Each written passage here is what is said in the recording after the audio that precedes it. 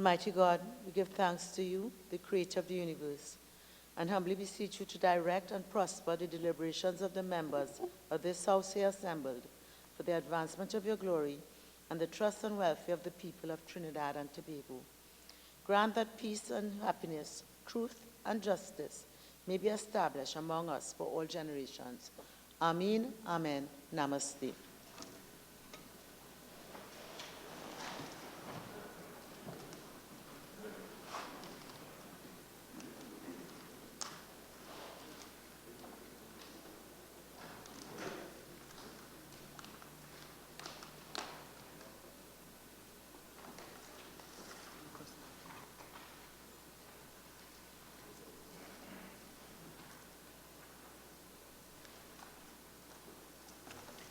Oath or affirmation, announcements by the Speaker.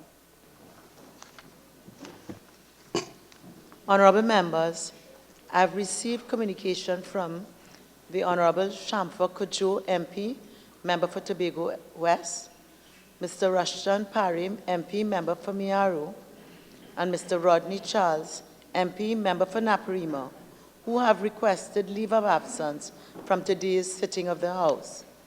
The leave which the members seek is granted. Honorable members, as you are aware, the Parliament will strictly be following the advisories of the Ministry of Health as it seeks to combat the current virus that is prevalent worldwide. Any member who needs a facial mask for their personal need, kindly let the clerk at the table know. If you know you need to cough. Thank you. Bills brought from the Senate, petitions, papers. Minister of Finance.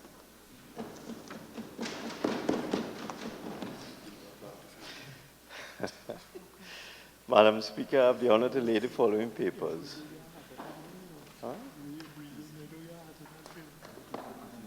The audited financial statements of the University of Trinidad and Tobago for the financial year ended September 30th, 2015.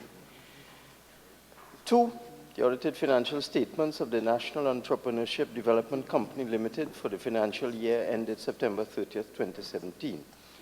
Madam Speaker, I beg to move that paper 1 be referred to the Public Accounts Committee and paper 2 be referred to the Public Accounts Enterprises Committee. Honorable members, the question is that paper 1 be referred to the Public Accounts Committee and paper 2 be referred to the Public Accounts Enterprises Committee. All in favor say aye. Aye. Any against? The ayes have it. The Minister of Labour and Small Enterprise Development. Madam Speaker, on behalf of the Minister of Labour and Small Enterprise Development, I have the honor to lay the following papers. Paper number 3, the Convention number 190 concerning the elimination of violence and harassment in the world of work, adopted at the 108th session of the International Labour Conference of the International Labour Conference held in Geneva, Switzerland on June 21st, 2019. Paper number 4, the recommendation number 206 concerning the elimination of violence and harassment in the world of work, adopted at the 108th session of the International Labour Conference held in Geneva, Switzerland on the 21st day of June 2019. Thank you, Madam Speaker. Reports from committees, Prime Minister's questions, urgent questions. Member for Chaguanas East. Thank you very much, Madam Speaker. To the Minister of Education.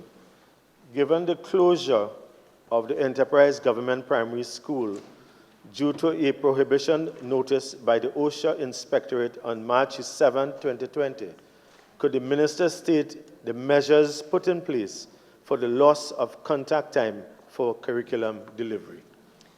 The Minister of Education. Thank you very much, Madam Speaker. Madam Speaker, arrangements are being made, as is our custom, to ensure that our children do not suffer from lack of tuition. First of all, our Standard 5 teachers have been liaising with 66 students, and those are the number of students who are enrolled in that school, to ensure that, that the students continue to engage in studies at home. That's the first step. The second step is simultaneous to this. Arrangements have been made for these Standard 5 students to be accommodated at the Lender Village Hindu School. Classes will commence on Monday, the 23rd of March, 2020. And thirdly, school supervisors have been asked to visit the schools to ensure that the curriculum is being delivered effectively. Thank you very much. Supplemental, Member for Chaguanas East. Thank you very much, Madam Speaker. Honourable Minister, can you say whether, given the circumstance that we have just faced, whether the school or schools, this particular school, Enterprise Government Primary, where the 66 students will be assigned to the Lendo Government Primary School, whether they have adequate cleaning supplies, given the circumstance that we're now in? Minister of Education. Madam Speaker, a requisite that we have ensured that all schools are supplied with cleaning materials so that they can, this can help in the combating of this disease that is upon us. We have instructed our principals to ensure that there is an adequate supply of cleaning material. In cases where there might be a shortfall, and I don't doubt there might be some cases, we will be beefing up those supplies. Thank you. Tell Member for Chaguanas East. Madam Speaker, Honourable Minister, could you give the reason for the closure of the Enterprise Government Primary School, and by when do you expect it will be reopened? Member, I would not allow this. This is another school. No. School, Madam Speaker. Minister of Education. Madam Speaker, this school is a school that is fairly old, aged, and as with some of those schools that have been in existence for more than 50 years, every now and then we are experiencing some problems with respect to the infrastructure.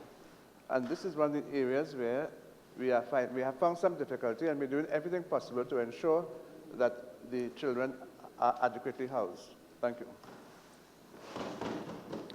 Member for Couva South.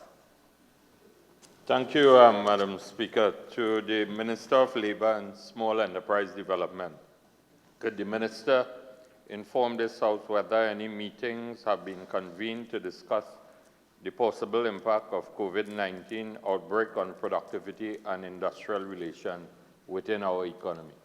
Minister of Labour and Small Enterprise Development. Madam Speaker, on behalf of the Minister of Labour and Small Enterprise Development, I wish to indicate that currently there is a meeting at present with the CPO, a representative of the Ministry of National Security in the person of the Deputy Permanent Secretary, a representative of the Ministry of Health, the County Medical Officer of Health, all heads of divisions and units of the Ministry of Labour, the CEO of NEDCO, the Executive Director of OSHA and his team, the Cipriani Labour College, a communications specialist advisor from the Ministry of Labour. Additionally, that meeting was convened earlier today and is currently ongoing. Additionally, Madam Speaker, yesterday the Cabinet appointed a committee chaired by the Minister of Labour and Small Enterprise Development, and including the Minister of Social Development and Family Services, the Minister of Trade and Industry, the Minister in the Office of the Attorney General, the Minister in the Office of the Prime Minister responsible for Gender Affairs, the Minister of Communication, and the Minister of Community Development, Culture and the Arts to design guidelines and protocols for the workplace. In addition, Madam Speaker, on Tuesday, as chair of the NTAC, the Minister of Social Development and Family Services has called an extraordinary meeting of labor and business to get their inputs. Thank you very kindly, Madam Speaker.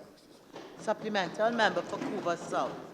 Thank you, Madam Speaker. Could the Minister inform this House whether the Ministry of Labour has taken into consideration that we are aware of COVID-19 since December of 2019 to engage the business community and the labor federations such as NATUC and FITAN and JTAM to discuss the possible conflict of industrial relations given, for example, mandatory leave and so on, if the need arises based on the impending situation in our country. Minister of Labour and Small Enterprise Development. Madam Speaker, as far as we understand it, there is no conflict, absolutely none.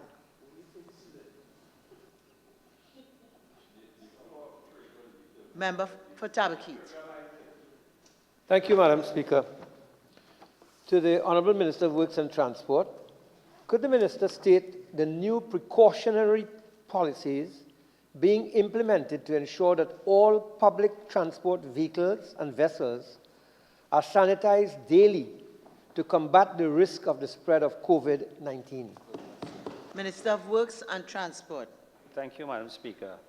Madam Speaker, let me say from the onset that the Ministry of Works and Transport and the Ministry of Health have been in constant communication, trying to minimize the spread of the COVID-19 for some time. In terms of the Port Authority of Trinidad and Tobago, the PTSC and NIDCO, several things have been triggered. First of all, members of the public, the traveling public who displays flu-like symptoms will be discouraged from using any public transportation and advised to self-quarantine. In terms of the PTSC, all public transport vehicles will desist from using air condition. In addition, windows will be open because fresh air circulating significantly reduces the opportunity for the virus spread. Additionally, in all agencies, they'll be provided with hand sanitizers for all staff, installing hand sanitizer dispensers at all terminals, ensuring that soap is available at all washrooms, providing gloves and masks for drivers and CSRs, ensuring that all passengers sit 2 rows behind the drivers to limit the spread of the virus, ensuring that all PTSC buses will be properly sanitized before and after every trip, and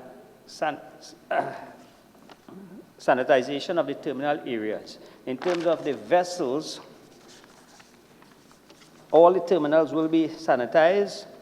Sanitization of the vessels before and after every sailing, inclusive of the doors, seats, tabletops, counters, toilets, and bath. Availability of hand sanitizers on board and at the terminal building where passengers are processed. Engagement of a steam cleaning contractor. COVID-19 sensitization training, awareness for staff. Procurement of the relevant PPP, inclusive of gloves and masks, and procurement of the antiviral disinfectants. I thank you. Supplemental member for Tabaquit. Honourable Minister, have you, can you say with certainty that any physical, at this stage, actual physical sanitization of buses as well as the public spaces that are occupied by passengers on a daily basis has in fact been done? And well, I'll just ask that one for now. Has it been done physically? Minister of Works and Transport. Madam Speaker, based on the question that was posed, these are the things that would have been instituted. In terms of if it have actually started, unfortunately, I did not ask the question from the relevant agency, so I don't want to preempt the answer. But the things that the agencies have put in place, and I am sure if they gave this information to the minister, it means that they would have started. Thank you. Supplemental member for Tabaquit. Mr. Minister, are you also in contact with the Maxi Taxis Association in order to see whether they are also doing sanitization, or the ministry will be supervising on the Ministry of Health the sanitization of Maxi Taxis also? Minister of Works and Transport. Thank you, Madam Speaker.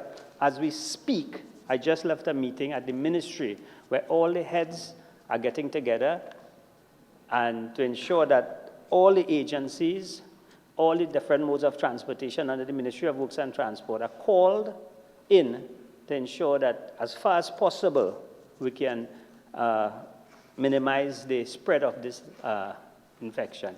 At the end of the day, the Ministry of Works cannot dictate to the Maxi Taxi Association. However, we are making recommendations. We do have a transport committee, which includes the maxi taxis, the taxi drivers, and all the stakeholders relevant to public transportation. Thank you. Member for Caroni East. Thank you, Madam Speaker.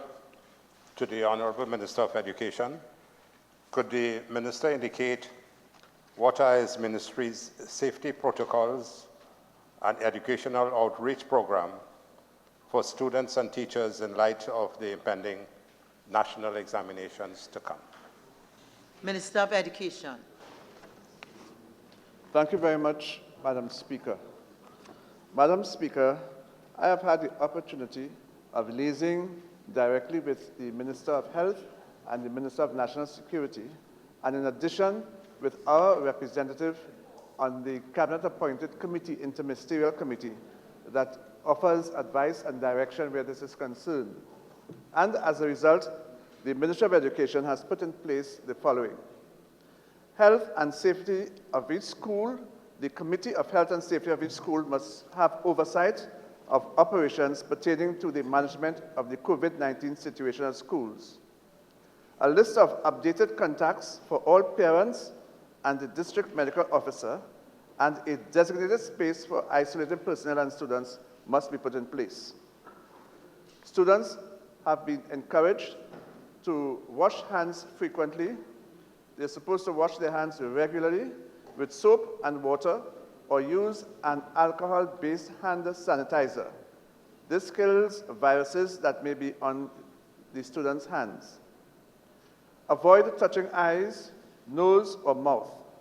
This prevents transfer of viruses from contaminated surfaces to your body. Practice respiratory hygiene. Cover one's mouth and nose with one's bent elbow or tissue when one coughs or sneezes. Used tissue must be immediately disposed. This protects the people around you should you have a cold or flu. Posters displaying preventative measures have been posted in schools in prominent areas. Teachers must be on the alert to identify any student who displays flu-like symptoms. Such students must be immediately isolated and the parent notified to collect the student from school. Cleaners must ensure that all desks and common surfaces, including doorknobs, are sanitized at least once daily. School cafeteria operators must strictly adhere to all protocols that pertain to vending. Minister of Education, your speaking time is up. Thank you.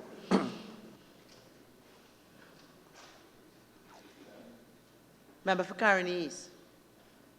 Thank you, Madam Speaker. To the Honourable Minister of Health, could the Minister inform this House as to the current status of all contact tracing analyses done in relation to the 5 confirmed cases of COVID-19 of persons who transited through Trinidad and Tobago over the past 14 days? Minister of Health. Thank you very much, Madam Speaker. Madam Speaker, I need first to explain what contact tracing is so the public will know what we are speaking about. Contact tracing is a method of outbreak control to slow the spread of an infectious disease by identifying close contacts. What is a close contact? It is a person who was in face-to-face contact with the individual who has symptoms for over 15 minutes or more. So if you are walking through the airport, it doesn't mean you contact everyone in the airport. To the specific 5 cases, the Guyana flight, which was a CAL flight, the crew is in self-isolation even before that individual was identified. We have identified who sat next to the person on the flight, and protocol tells you you go 2 rows ahead, 2 rows behind, and to the sides. Those have been contacted. We are also doing close contacts on any immigration officer who might have been in contact with her. The 2 Jamaican cases, PAHO sent the information up to the CMOH in Jamaica to help us with that tracing, and we are waiting for that to come back in. I assume you are referring to the Alberta incident. That person left Trinidad and Tobago asymptomatic. However, the chief medical officer reached out to the chief medical officer or his counterpart in Public Health Alberta. We are waiting the information. The Trinidad case, which is our first positive case, yes, the family has been contacted, of course. They are in isolation. That individual sat in business class. So we have contacted everyone in business class. You don't do contact tracing for the entire flight because they would not have been in close contact as I have defined. We have even contacted all those who were with him in business class, traced them to their hotels, and alerted them. So that is what we have done. Madam Speaker, what the government has been doing all along in its travel restrictions, contact tracing, containment, and mitigation strategies is to delay entry of the virus into Trinidad so that we could get prepared. I want to tell the population we now have 2 parallel healthcare systems. Please go to the normal healthcare system because we are using COVID in Cora and Vancouver. Thank you very much. Honourable members, the time allotted for urgent questions has now expired. Questions on notice? Questions for oral answer? Leader of the House. Thank you very kindly, Madam Speaker. Madam Speaker, there are 10 questions for oral answer. We've received an indication that question number 49 no longer is going to be asked, although we were ready to answer it. Question number 45, we're asking for a 2-week deferral. So we'll be answering 8 questions, Madam Speaker.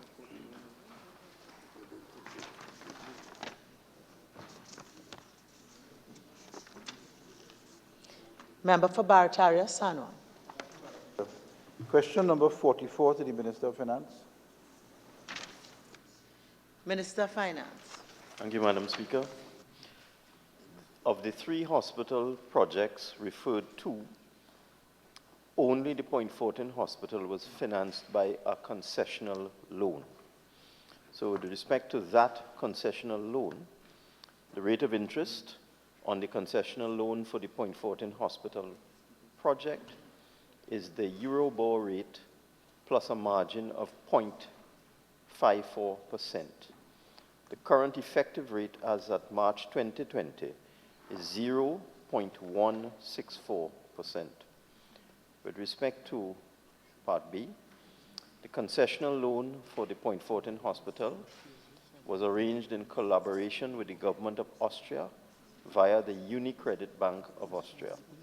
Answer to Part C, the commercial contract between UDICOT and VAMED Engineering for the project requires a minimum of 80% local construction labor content.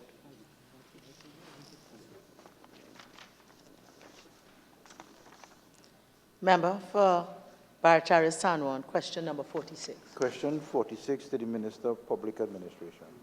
Minister of Public Administration. Madam Speaker, on behalf of the Minister of Public Administration, legal owners of suitable buildings who wish to offer buildings for lease or rent to the government are required to submit details of the building, including the following: the owner or agent, the full name, mailing address, contact information. Building details: the amount of space offered, the location of the building or proposed floor in the building, address of the property, amenities including security, janitorial, and the like, location and number of car park spaces, approved drawings, completion certificate.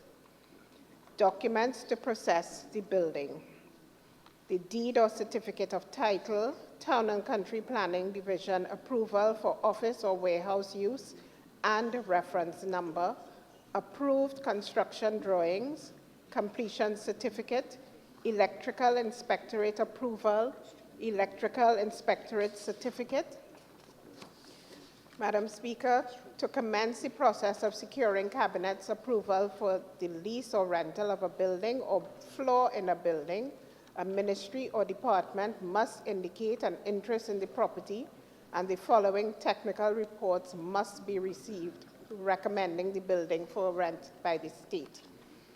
The chief design engineer must confirm the structural integrity of the building. The chief fire officer must confirm the adequacy of the fire or life safety measures at the property. The Town and Country Planning Division must confirm that the building is approved for the particular use. The Occupational Safety and Health Authority and Agency must indicate their non-objection to the use of the building as government offices by virtue of its OSH compliance, and the Commissioner of Valuations must advise on the current open market of the subject property. Members of the public are informed that a form containing the aforementioned information can be found on the Ministry of Public Administration's website. Thank you, Madam Speaker. Supplemental, Member for Approach West. Honourable Minister, was the structural integrity of the building source at the house, the Princess Town Magistrate Court, was that properly administered or properly sought? Because subsequent to it, it collapsed. Some of the rooms scrapped. Member, I would not allow that as a supplemental question. Member for Tabakeet. Question number 47 to the Minister of Rural Development and Local Government. Minister of Rural Development and Local Government. Thank you, Madam Speaker. Madam Speaker, on behalf of the Minister of Rural Development and Local Government, in response to Part A, as at December 31st, 2019, the unspent balances of each of the regional corporations were as follows. Port of Spain, the audited unspent balance was $11,954,275.78. The total was that figure. The San Fernando City Corporation, $3,197,072.07. That was the audited unspent balances, and the total was that figure. The Arima Borough Corporation, $2,065,616.17 was the audited unspent balances, and that was the total. The Point Fortin Borough Corporation, the audited unspent balances, $4,888,467.12, and that was the total.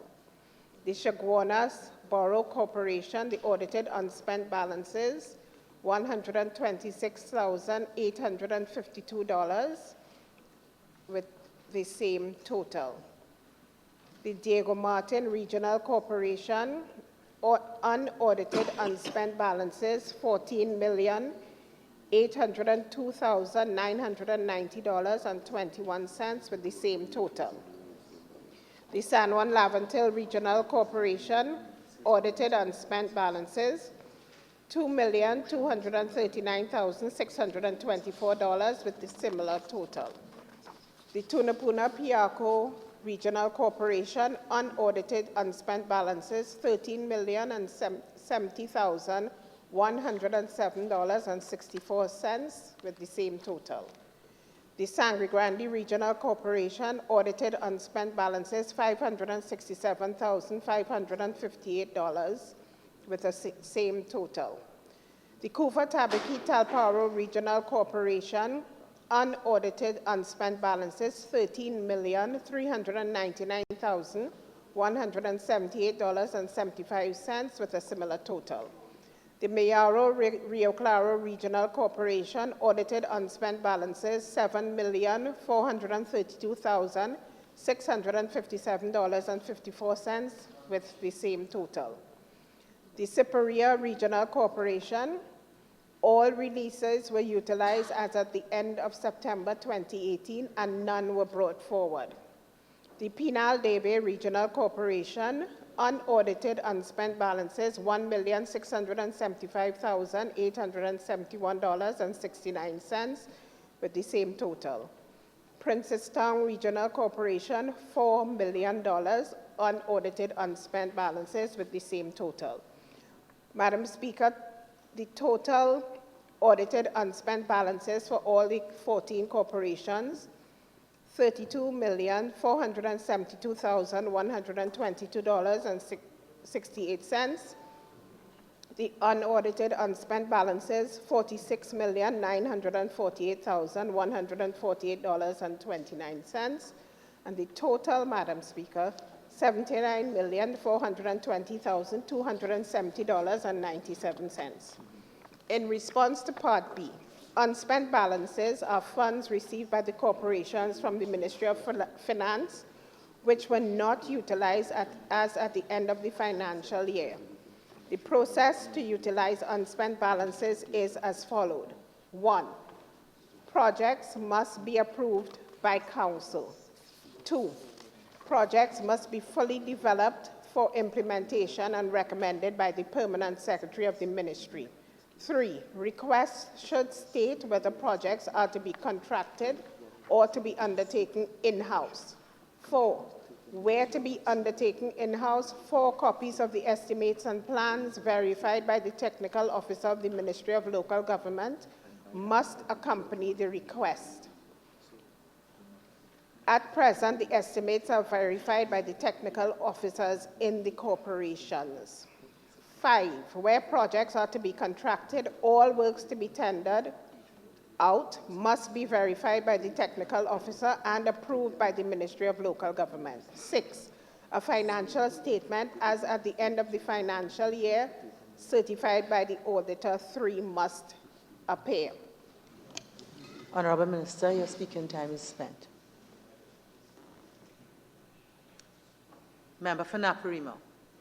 Thank you, Madam Speaker. On behalf of the member for Naparima, question number 48 to the Minister of National Security. Minister of National Security. Thank you very much, Madam Speaker. Madam Speaker, the premise upon which this question is predicated is flawed, as it presupposes that the national discussion on crime held on the 28th of January 2020 at Napa was the first crime consultation held by the government. However, as a Minister of National Security, a consultation on crime and security was also held on the 31st of July 2019 with several business groups based on an open invitation that was extended to the Confederation of Regional Business Chambers together with the Downtown Owners and Merchants Association, DOMA.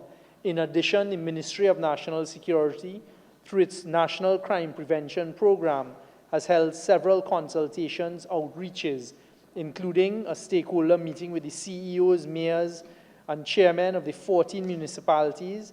This meeting was hosted on the 3rd of January 2018 and invited recommendations and solutions to be implemented within their municipalities on the issue of crime. 6 public stakeholder engagements in Tobago East, Chaguanas, Tobago West, Diego Martin, San Fernando, and Port of Spain. These meetings were hosted in partnership with the Tobago House of Assembly and municipalities at the Canaan Bonaccord Community Center, Chaguanas Borough Corporation Auditorium, Betsy's Hope Louis Guido, Multipurpose Facility, the Diamond Vale Community Center, and the Southern Academy for Performing Arts and the Port of Spain City Hall Auditorium. The conduct of several community Crime Prevention Council meetings and outreach engagements in Tobago, Chaguanas, and Diego Martin. These meetings are in an effort to ascertain crime prevention needs of communities while allowing for community-focused suggested solutions, utilizing the whole of government and whole of society approaches to crime prevention. We've also had 3 youth stakeholder engagements in North, South, and in Tobago. First youth stakeholder engagement was held in the North at the Tacarigua Indoor Auditorium on the 23rd of January 2019. Second at Naparima College on the 30th of January 2019. Third engagement, the 19th of February 2019 at the Division of Community Development, Enterprises Development and Labor in Tobago. A national youth symposium entitled A Day of Conversations and Empowerment, which symbolized the finale of 3 youth stakeholder engagements that were held in North, South, and Tobago.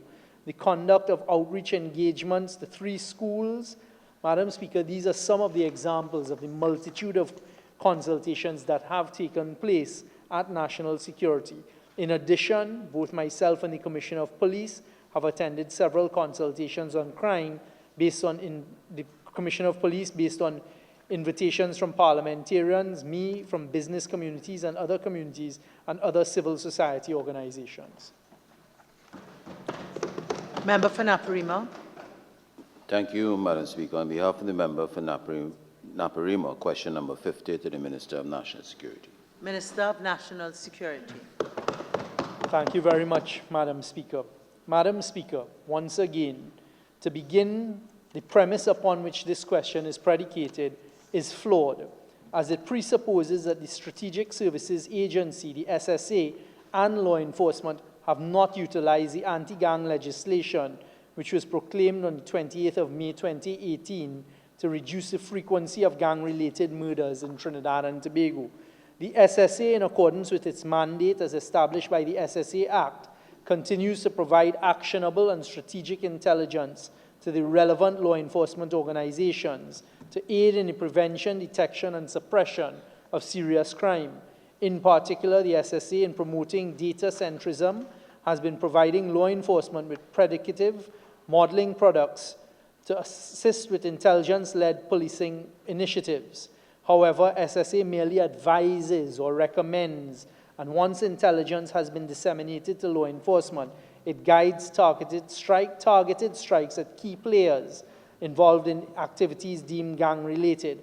Over the course of the last 2 years, the information provided by SSA to law enforcement has been used to preserve life and thwart gang-related activity, inclusive of murder, larceny, trafficking, and contraband. Moreover, the anti-gang legislation continues to be an invaluable tool utilized by SSA and law enforcement to garner intelligence and information on gang-related activity in Trinidad and Tobago. The SSA continues to embark on transformational initiatives such as capacity building and technological upgrades to help preempt and combat increasing innovative methods employed by criminal gangs and organized crime in Trinidad and Tobago. Member for Couva North. Speaker, to the Minister of National Security, question number 51. Minister of National Security. Thank you very much, Madam Speaker. Madam Speaker, according to the information provided by the Commissioner of Police, consideration has already been made for the implementation of electronic bracelets for persons who have protection orders taken out against them. Specifically, in October 2018, Cabinet granted approval for the acquisition of 300 electronic monitoring devices to be allocated to offenders placed on electronic monitoring by the courts of Trinidad and Tobago in accordance with Section 10 of the Administration of Justice Electric Monitoring Act number 11 of 2012. This includes 100 electronic devices to be allocated in respect of persons who commit offenses under the Domestic Violence Act. It is instructive to note that at present the Electric Monitoring Unit under the Ministry of National Security has responsibility for the operationalization of the electric monitoring system, and this unit liaises closely with the Trinidad and Tobago Police Service. Subject to the proclamation of the Act and regulations, it is expected that the judiciary can begin to place offenders on this system in the short to medium term. I can advise that the system is up, it is operational, we have the bracelets, we are ready to go. What we're waiting on right now are the regulations which have recently been laid in Parliament. Once that is done and proclaimed, we will operationalize the unit. Thank you very much. Member for Faisabad. Madam Speaker, question number 52 to the Minister of State in the Office of the Prime Minister. The Minister of State in the Office of the Prime Minister. Thank you, Madam Speaker. The Office of the Prime Minister is leading the state's response to issues related to gender and development. Understand that one persistent and pervasive challenge is the issue of domestic violence. The Domestic Violence Unit was established within the Gender Affairs Division to provide a decisive response to the threat to human life and dignity. One of the key strategies implemented by the division to combat this scourge is the Domestic Violence Hotline 800-SAVE. The hotline, established in August 1996, operates on a 24-hour basis, 7 days per week, and offers a toll-free telephone listening and referral service to clients or callers experiencing domestic violence. The main objectives of the hotline are to provide a facility for anyone to access help in situations of domestic violence, and to facilitate the collection of data which can be analyzed to inform the development of policies, programs, and to address the problems of domestic violence. The data report on the registry, which is published annually, revealed that the line received 5,189 calls in 2016, 4,438 calls in 2017, and 2,275 calls in 2018. And over 70% of these calls were from women seeking emergency help or information and guidance on domestic violence issues. The NGO which currently manages the hotline was selected by public tender since 2002. The Office of the Prime Minister conducts regular monthly meetings and periodic evaluations every 3 years. These meetings and evaluations provide the opportunity for learning and significant improvement of the hotline services in order to enhance delivery and day-to-day operations. The evaluation measure, assess, and observe the quality of the service delivered by the listeners at the hotline. In 2017, evaluation identified that the hotline is well managed through a collaborative effort between the OPM and the NGO. It also revealed that the employees and the NGO had a deep understanding not only of the demands of the job and how to meet such demands, but a broader understanding of the domestic violence response system. Over the years, the government has built a mutually rewarding relationship with the NGO. The Office of the Prime Minister is cognizant of the media report on the hotline. However, over the years, there have been continuous efforts by the OPM and the NGO to provide a service that accords with best practice. The Office of the Prime Minister recognizes the value of the service provided by the hotline to victims and their families, and will continue to collaborate with the NGO to improve efficiency of the hotline service by continuing to conduct the statutory monthly meetings with the service provider on the operation of the line, train hotline staff regularly to ensure compliance with international best practice, monitor and evaluate the hotline service delivery through monthly operational reports and the evaluation conducted every 3 years, update the telephone, computer system, and physical infrastructure, and collect data on domestic violence. The Office of the Prime Minister remains committed to addressing domestic violence in all its forms, with the dedication of staff members to the project being implemented by the Gender Affairs Division, and the support and action of other key agencies, both governmental and non-governmental. It is envisaged that domestic violence will be adequately addressed and eliminated. Supplemental, member for Faris Al-Rawi. Thank you, Minister. Minister, in view of that incident that you're obviously aware of, do you believe that the 3-year evaluation is sufficient, or is there an intention to increase the frequency of that evaluation? Minister of State in the Office of the Prime Minister.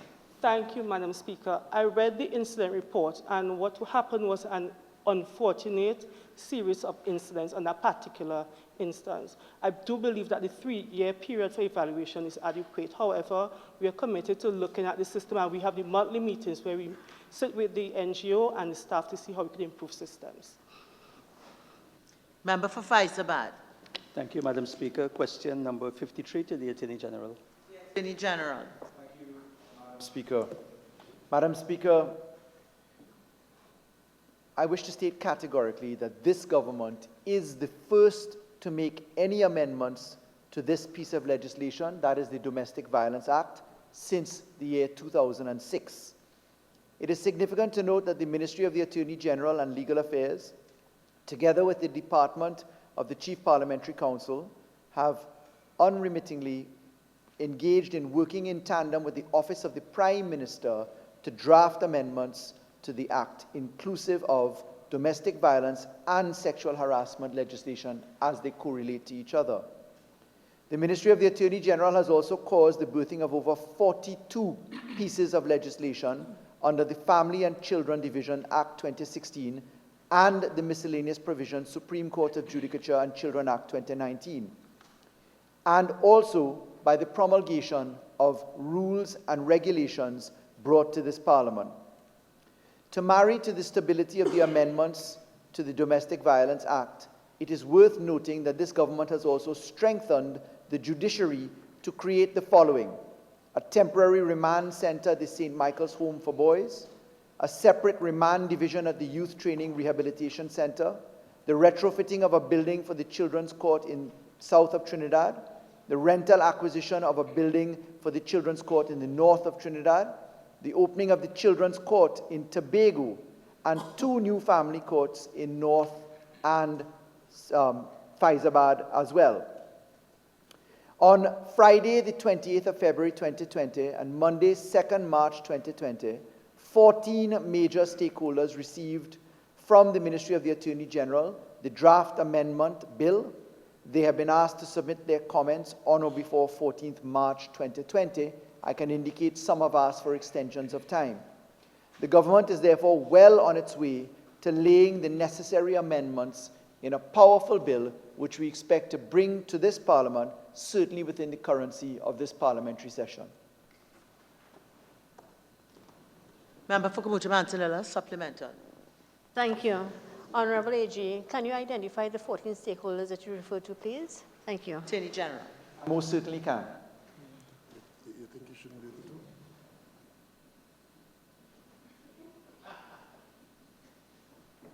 Request for leave to move the adjournment of the House on definite matters of urgent public importance.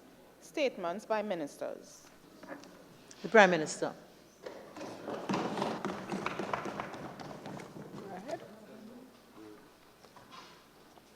Madam Speaker. Leader of the House, yes. Madam Speaker, we know that under this rubric, the Prime Minister normally has 10 minutes within which to give his statement. I requested, as I normally do when the Prime Minister needs to speak for longer than that, I requested the agreement of the member for Pointe-a-Pierre in his capacity as Chief Whip to have that waived so that the Prime Minister could speak for a longer period to the conclusion of this statement. I indicated what the statement was about because it is very important for the people of Trinidad and Tobago and for us as members of Parliament to hear the entire statement, Madam Speaker. Unfortunately, my colleague did not agree, despite the fact that this is a very important statement for the country of Trinidad and Tobago. And consequently, Madam Speaker, I rise in accordance. May I be allowed to continue in silence? I rise. I would like all members to please observe Standing Order 53 so that at least I can hear. Member for Aruka-Muluni. Thank you, Madam Speaker. I therefore rise in accordance with Standing Order 122.1 to seek your leave to move a motion for the suspension of Standing Order 24.3, which provides for the time limit on statements by ministers.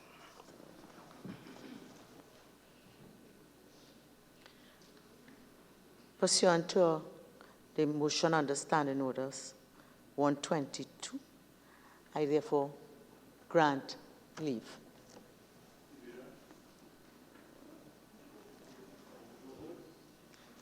This is for the grant of leave to move the motion. Thank you very much, ma'am. Madam Speaker, I beg to move the suspension of Standing Order 24.3 to allow the Prime Minister to complete his entire statement. Honorable members, the question is that Standing Order 24.3 be suspended to allow the Prime Minister to make a statement for beyond 10 minutes. All in favor say aye. Aye. Any against say no.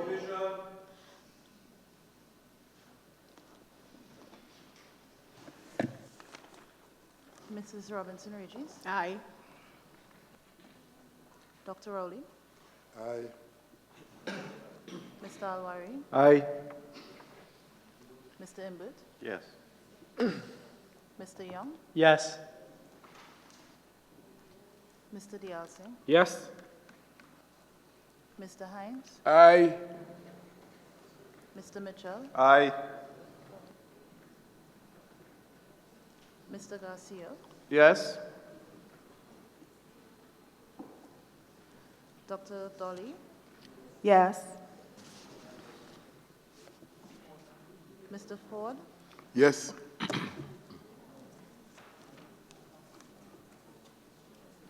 Mr. Dillon, Aye.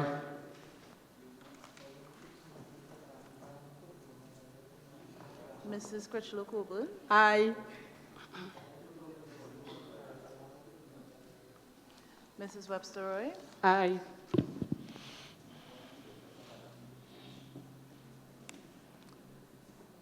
Dr. Francis, Yes. Mr. Leons, Yes. Mr. Antwine, Yes. Mr. Smith, Aye. Mr. Coffey, Yes. Mr. Lee, No. Mrs. Prasad Desasa. We have brought so many urgent motions, all denied. The answer is no. May we The have answer is no. Member for Superior on the count? Thank you very much. And could the rest of the vote be taken in silence? Dr. Rambachan, Mr. Karen, No. Dr. Tewarie, No. Dr. Munilal, No. Mrs. Nualo Hossain, No. Dr. Gopi Singh, No. Dr. Khan, No. Mr. Indar Singh, No. Mr. Padara, No. Dr. Bodo, No. Ms. Ramdial, No. Mrs. Gaideen Gopi Singh, No. Mr. Singh, No.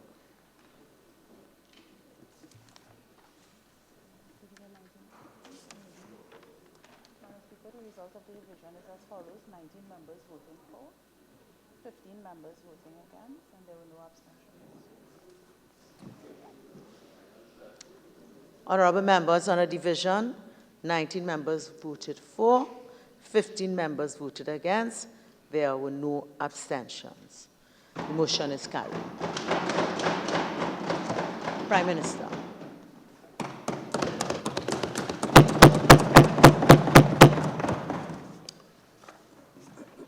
Madam Speaker, on behalf of the people of Trinidad and Tobago, I want to thank my colleagues and Madam Speaker. I'm authorized by the Cabinet to make the following statement. Colleagues, fellow citizens, it's in times like these that we define who we are as a people. We are currently facing two global phenomena that affect us directly and are both largely outside our realm of control. The first is the widespread presence and deleterious effects of COVID-19, commonly known as coronavirus. The second is the serious global disruption in the prices of oil, gas, and energy-based products that the international marketplaces are facing and responding to in ways that are in many ways unprecedented. COVID-19 first came to the international community's attention in December 2019, when word got out of the crippling effects and alarming spread that was taking place in the Chinese city of Wuhan. The rest of the world looked on as the rapid spread of this virus took place in China, and we watched the Chinese government's reaction to contain and treat the cases that were multiplying at an alarming rate. The government of Trinidad and Tobago immediately began its monitoring of the virus, and the Ministry of Health, as the appropriate body, kept the government informed of the effects and spread of the virus. The Ministry of Health, through its relationships with international bodies, for example, PAHO and WHO, obtain the latest information available on the virus and continue its active monitoring, advising the government at every step of the way. We in Trinidad and Tobago have always been at the forefront of decision-making with respect to how we protect our citizens and our shores, and we were one of the first countries in the world to take the proactive decision to impose travel restrictions in an effort to prevent the entry and restrict the spread of this virus. On January 30th, Madam Speaker, 2020, the Cabinet took the decision to impose travel restrictions on anyone who had been in China for a 14-day period prior to their arrival in Trinidad and Tobago. We imposed the restriction that any non-national who had been in China for a period of 14 days prior to their arrival in Trinidad and Tobago would not be permitted entry, and any national or resident who fell into this category would be quarantined until it was clear that they were not affected by COVID-19. Trinidad and Tobago was the first country in the Western Hemisphere to take this decision and was one of the first countries in the world to take any such proactive step to protect its shores and citizens. This and similar or even more drastic responses are now commonplace worldwide. The measures put in place at our international airports and major ports of entry included the screening of passengers. This again was based on the advice of our medical experts who have been taking advice from at all material times. Thermal screening was implemented, as well as a monitoring of passenger manifests by the Regional Security Services, the RSS, centered in Barbados, and the regional centers set up for these types of matters. As the virus began to spread out of China and other countries began to be affected in the following weeks, we continued to monitor the situation through the Ministry of Health. At all times, the Ministry of Health was keeping the Office of the Prime Minister and the Ministry of National Security briefed on the developments surrounding COVID-19. On February 26, 2020, the Minister of Health and National Security and the Minister in the Office of the Prime Minister met with the Ministry of Health officials and officials from PAHO and CAFA for scientific and operational updates on the spread of the virus that was now taking place rapidly in countries outside of China. And advice was received from our health officials about the extending of the travel restrictions of 5 other countries other than China.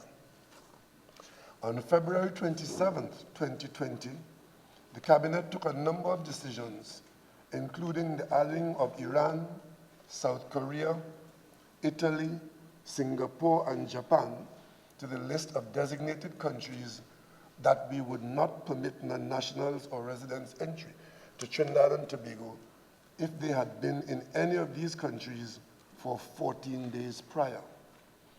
Again, Madam Speaker, we are one of the first countries to take this decision, thereby protecting our country for that much longer. The Cabinet also decided that additional countries could be added to the designated list by the Minister of Health after his consultation with the Prime Minister and the Minister of National Security. Madam Speaker, we continue to keep monitoring countries and assess and reassess them based on the declared rate of infection. This type of information has been changing dramatically on a daily basis, as a result of which we may have even now have to add more countries such as Switzerland and Norway to the list of restricted sources, given their reported rates of infection.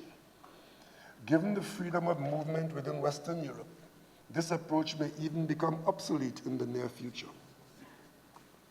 An interministerial committee was also set up to report to the Minister of Health and the Minister of National Security, to be chaired by the Chief Medical Officer. This committee drives our preparation for and response to COVID-19 in accordance with WHO guidelines. The membership of this committee included the Ministry of Health officials, Trinidad and Tobago Police Service, Trinidad and Tobago Defense Force, the ODPM, Ministry of Education, Ministry of Social Development and Family Services, Ministry of Finance, Ministry of Tourism, Ministry of Trade and Industry, Ministry of Communications, the Tobago House of Assembly, TEMA, the Civil Aviation Authority of Trinidad and Tobago, the Airport Authority of Trinidad and Tobago, the Port Authority of Trinidad and Tobago. Indeed, Madam Speaker, a whole of government response. The Ministry of Labor and the Trinidad and Tobago Fire Services was subsequently added to this committee. This committee has been meeting and driving the country's preparation and response to the virus. The government decided to increase the dedicated hospital resources to respond to the possibilities associated with the virus reaching us. We immediately began outfitting the Couva Hospital for treating persons who may become affected. The Cora Hospital and the Costat building at the Port of Spain General Hospital were also identified for increasing the area to treat with COVID-19. Madam Speaker, in the meantime, we saw what was happening in the world. The spread of the virus was having devastating effects on the global economy of China.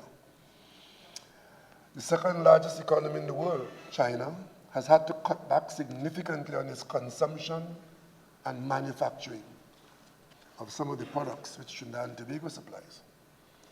This affected, Madam Speaker, amongst other things, oil and gas commodities and their prices.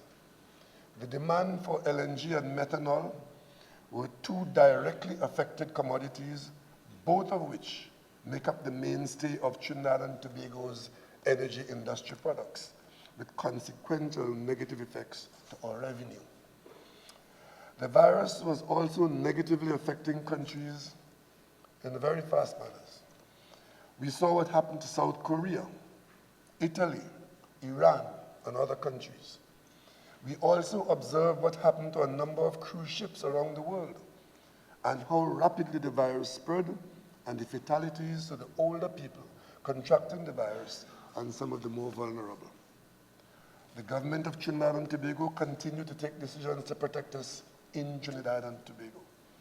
The Ministers of Health and National Security during the period of time turned away at least 2 cruise ships from coming to Trinidad because there was evidence to suggest that persons on board were not well. In the rest of the world, we continue to see the spread of the virus.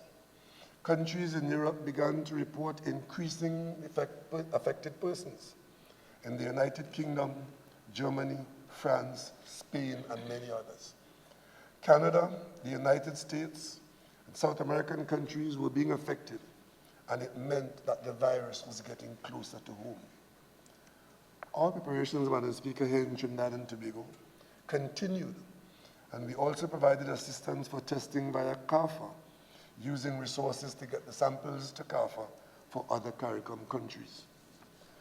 At the CARICOM Heads of Government meeting in Barbados, COVID-19 and its effects was an agenda item, and we discussed it as a region. Madam Speaker, we have significant business with many of the affected countries. We have many direct daily flights to the United States, to Canada, and even daily flights to the United Kingdom. We have direct flights to one of the largest hubs in South America, Central America, Panama.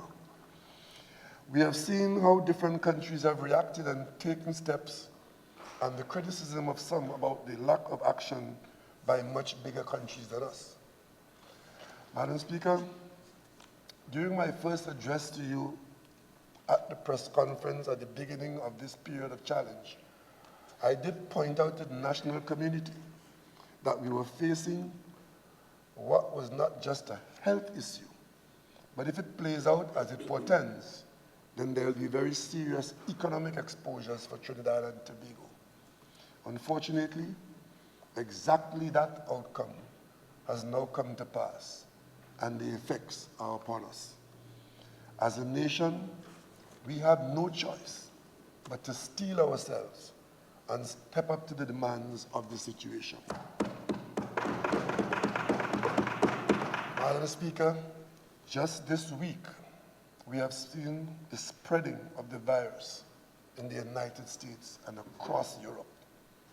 We are witnessing the roller coaster results of the international marketplace and the reaction of closing massive theme parks, schools, universities, massive flight and cruise ship cancellations, and certain countries declaring states of emergency. The cancellation of the National Basketball Association League and other major sporting events are harbingers. The Formula One Grand Prix carded for this weekend has been cancelled. The Italian Football League has cancelled its operations. The President of the United States has suspended all flights from Europe, save for the UK, to the United States from midnight tonight for a period of time. A United States congressional delegation's visit that was due to arrive here next Wednesday has been postponed. These are some of the reactions to the virus that we are seeing locally, regionally, and internationally. Madam Speaker, this week, on my return from Ghana and the United Kingdom, I announced that after consultation with the Minister of National Security and myself, the Minister of Health, also, we were adding Spain, France, and Germany to the list of designated travel restrictions. We also got news of the virus being confirmed in Jamaica, Guyana, Cuba, the Dominican Republic, and St. Vincent, all close to home. At least one of these confirmations has passed through our country and has used our air services at CAL. So for all practical purposes, Madam Speaker, we have been touched. Yesterday, the unfortunate inevitable happened, and we confirmed our first case of COVID-19 in Trinidad and Tobago, a businessman who traveled to Switzerland and returned to Trinidad on Monday. Fortunately, he self-isolated and did not leave his house. When he began to feel ill on Wednesday and contacted public health officials, he and his family were quarantined. Our protocols have been operationalized for some time now, Madam Speaker. We have tested over 50 cases, and this is the first one that is tested positive. Contact tracing is taking place. Our professionals have been and are handling the situation and similar situations.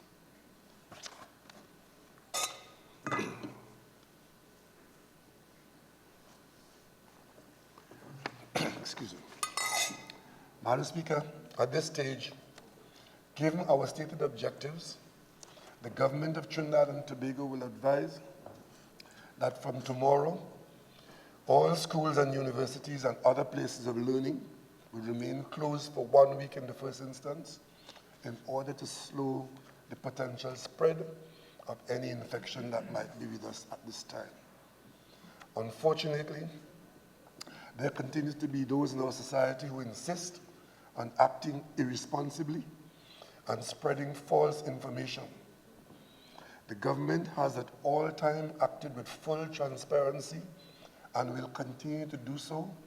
And I urge all our people to act responsibly and not spread false information and attempt to create mischief, which could only have the effect of creating a sense of panic, which would be the worst state to be in as we confront these challenges. The government has advised a number of self-imposed cautionary measures that will slow down, delay, and possibly prevent the spread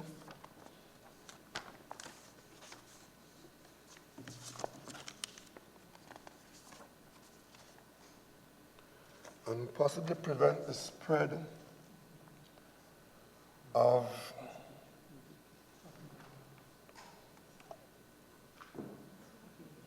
the government has advised a a number of self-imposed cautionary measures that will slow down, delay, and possibly prevent the spread of the virus. Do not expose yourselves unnecessarily through non-essential mass gathering. Limit your exposures to public places. Only travel if essential or it is not an emergency, or it is an emergency. Practice good personal hygiene habits, such as more frequent washing of your hands, avoid touching of faces, and would not do so with unwashed hands. Sneeze and cough into tissue and properly dispose of the tissue. Clean and disinfect frequent surfaces or objects that are touched. People should stay at home if genuinely suffering from a respiratory illness. This is not a pass to skylark and evade your responsibility and play smart as an employee. Promote a workplace culture that supports people staying at home when genuinely sick. Try and avoid infecting other people at the household and outside of the home. Managers and business owners should implement realistic sick leave policies. Be flexible with workplace arrangements. Allow people to work from home where possible and act on public health recommendations. I implore citizens not to engage in panic buying, as this will only create shortages of materials which should be widely available. Listen carefully to the directives given by those in authority, as we will continue to provide you with all the credible information that we have and issue guidelines for your safety and benefit. A number of private schools have closed to sanitize, and also as a matter of precaution, we will continue to monitor the situation, which, as you know, is very fluid. The Chief Medical Officer and the head of CAFA, the Ministries of Health and National Security, will continue to present on a daily basis information and reports on actual preparations that have been taking place both operationally and strategically. The government has initiated an analysis of the short-term economic impact of the epidemic with recommendations for government actions, and this will be accompanied by a study on the longer-term effects of the COVID-19 on the economy of Trinidad and Tobago. In the meantime, I urge citizens to be responsible and to act with restraint as we navigate this period of the changing and the unknown. The government will continue to do all that it can to ensure the wider public safety and protection. Together, we must confront these challenges, and together, we must act with confidence that whatever it takes, together we will do it, and together we will overcome.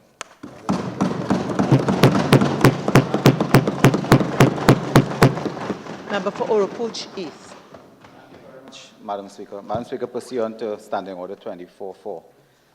Prime Minister, in light of the appeal for the entire country to act responsibly in the circumstances, and in light of the fact that it takes an entire country to keep people safe, given all that you have said, do you believe it would have been responsible on your part, having led a delegation across the world recently, flying through London twice, to also self-quarantine yourself and members of your traveling party as the highest show of responsibility in the circumstances, given that the countries that have been named on our list as of March 11th and today are not countries where we have direct flights between those countries and Trinidad and Tobago.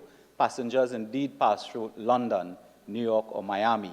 And given that the person, regrettably, who has contracted this came from Switzerland but passed through, we believe, London, do you think that there should now be a complete ban? Guyana as well. And Prime Minister of Guyana, do you believe really the statement you should have made in the confines of your official residence as the highest show of responsibility rather than you and or your delegation in the public space? Prime Minister. Madam Speaker, the logic of that statement is that we should shut down Trinidad and Tobago, and we will take no such advice from my colleague from Europe.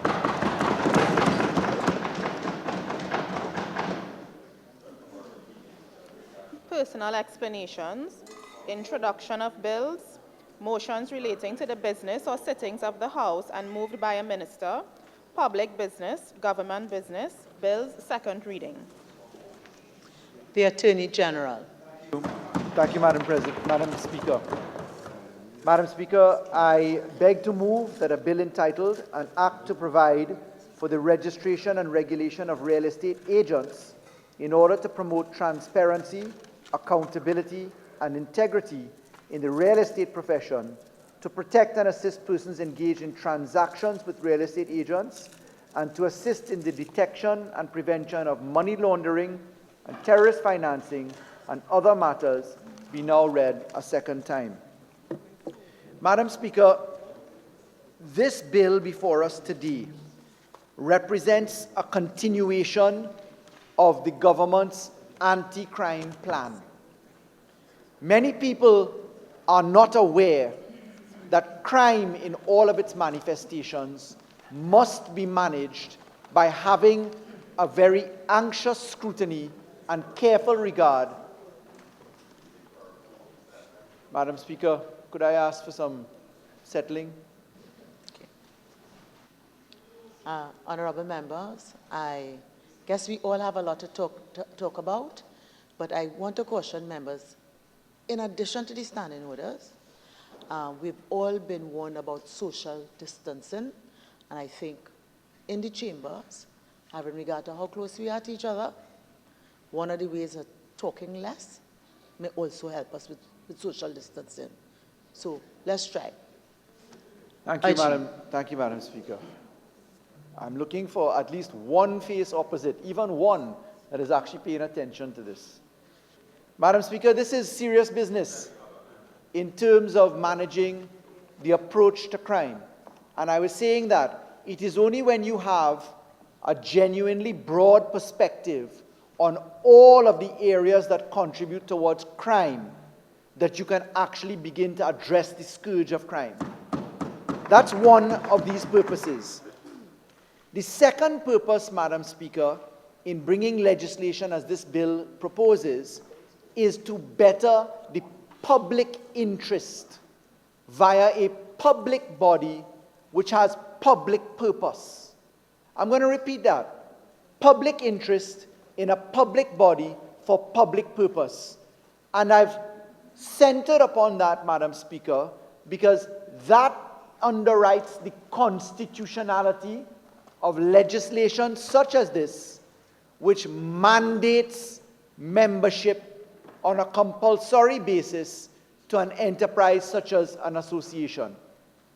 This bill, quite properly, in the provisions before us, in section 27, as a matter of fact, requires compulsory membership to the association. And that compulsory membership to association has tones of constitutionality, which as the mover of this motion I must address. Let me at the outset state, this law does not require a 3/5 majority support.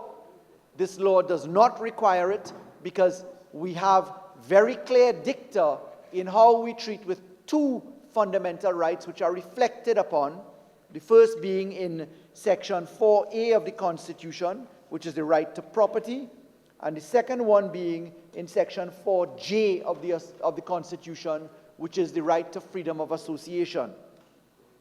Madam Speaker, it is now a matter of record that the government has pursued a number of anti-crime plan initiatives.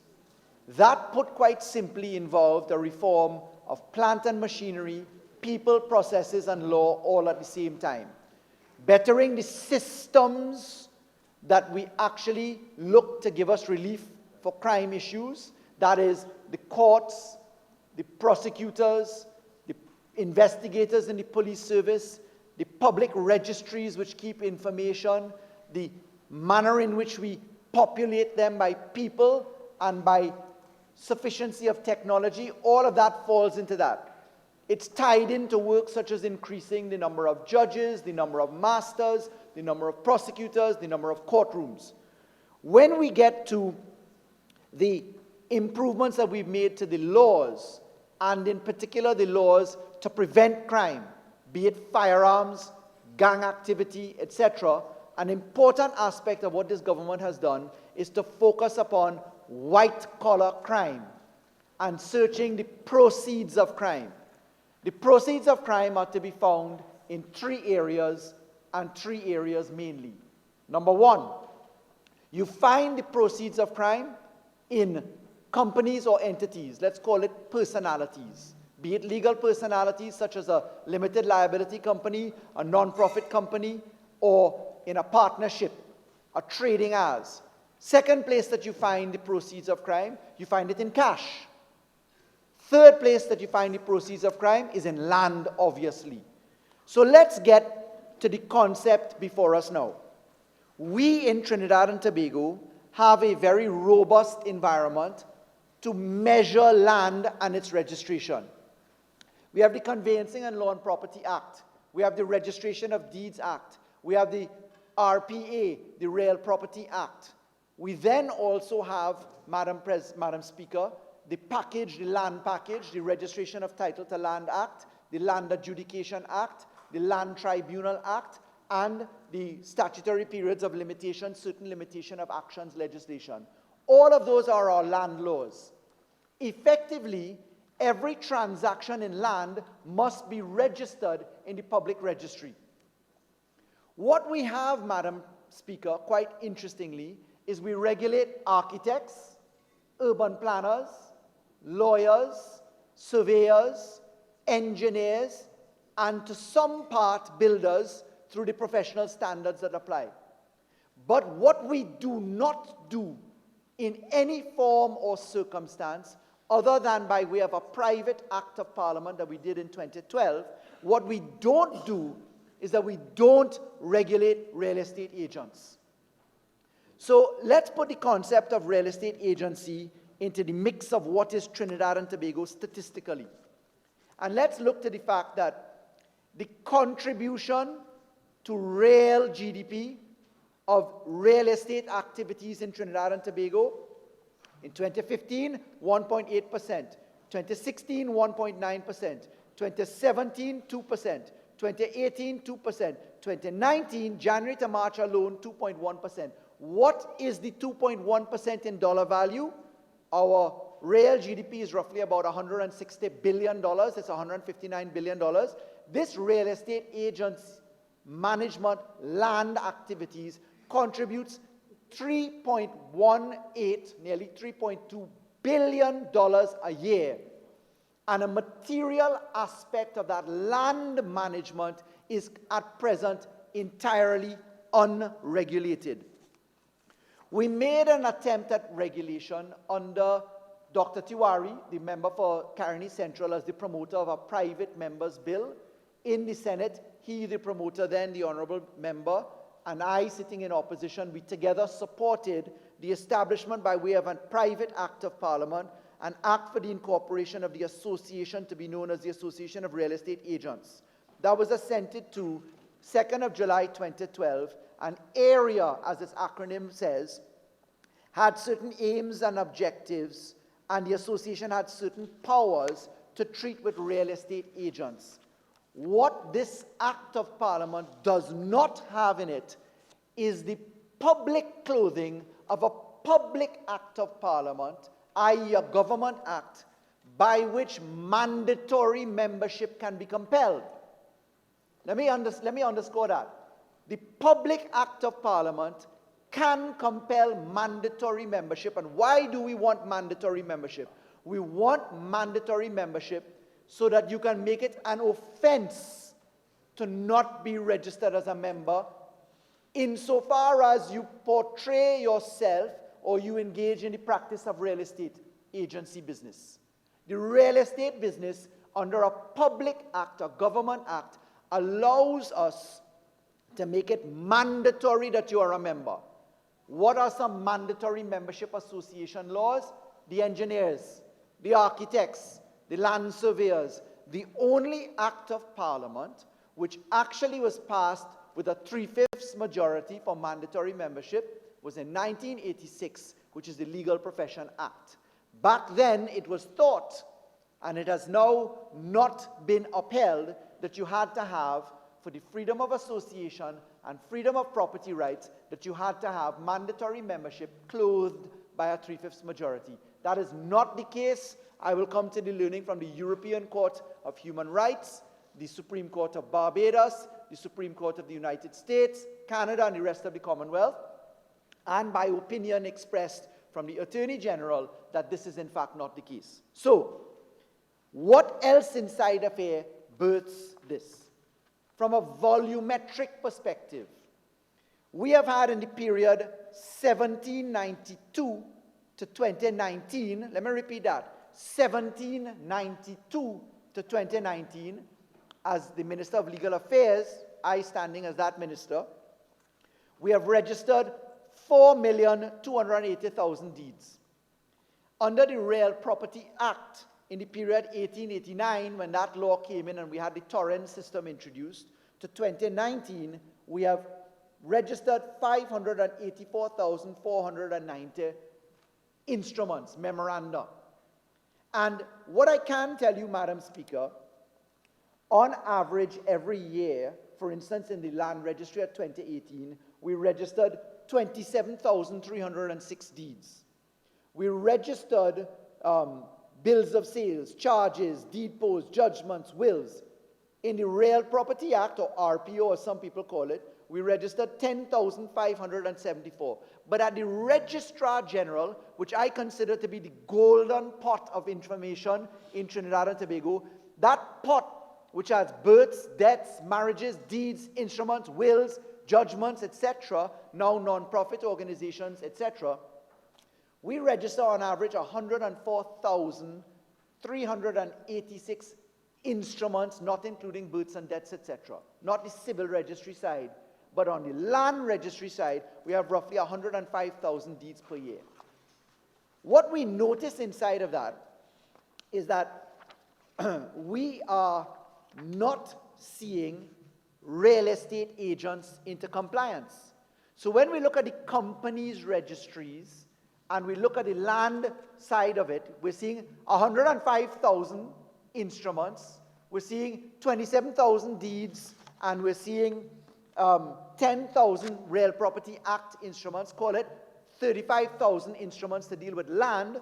But when we looked at the companies' registry, real estate agents in the period 2010 to 2019, or companies with real estate names, there are only 719 of those. When we go to AREA, the association that we incorporated by an act of Parliament, when we get to AREA's membership, AREA tells us they only have 78 resident brokers, 112 sales associates, and 17 corporate members. They say that they don't have more because they don't have compulsory membership. It was at that point that, as Attorney General, I engaged AREA, and I want to give a very public compliment to the AREA network, now headed under Mark Edgill, who is their president and their previous president. I want to say to them that they have been agitating for a better form of administration to assist in the fight against corruption and criminality and to better the public interest. And we sat together, they as stakeholders, we as the Attorney General's office, and we fashioned this law in tandem. Madam Speaker, what I can tell you, when we look to the FIU, and we look to the period October 2014 to December 2019, suspicious activities come from real estate agents. Real estate agents are in the first schedule to the Proceeds of Crime Act. They are listed businesses. They must give suspicious transaction reports and suspicious activity reports. We have received a total in that period of persons registered with the FIU under that category, 639.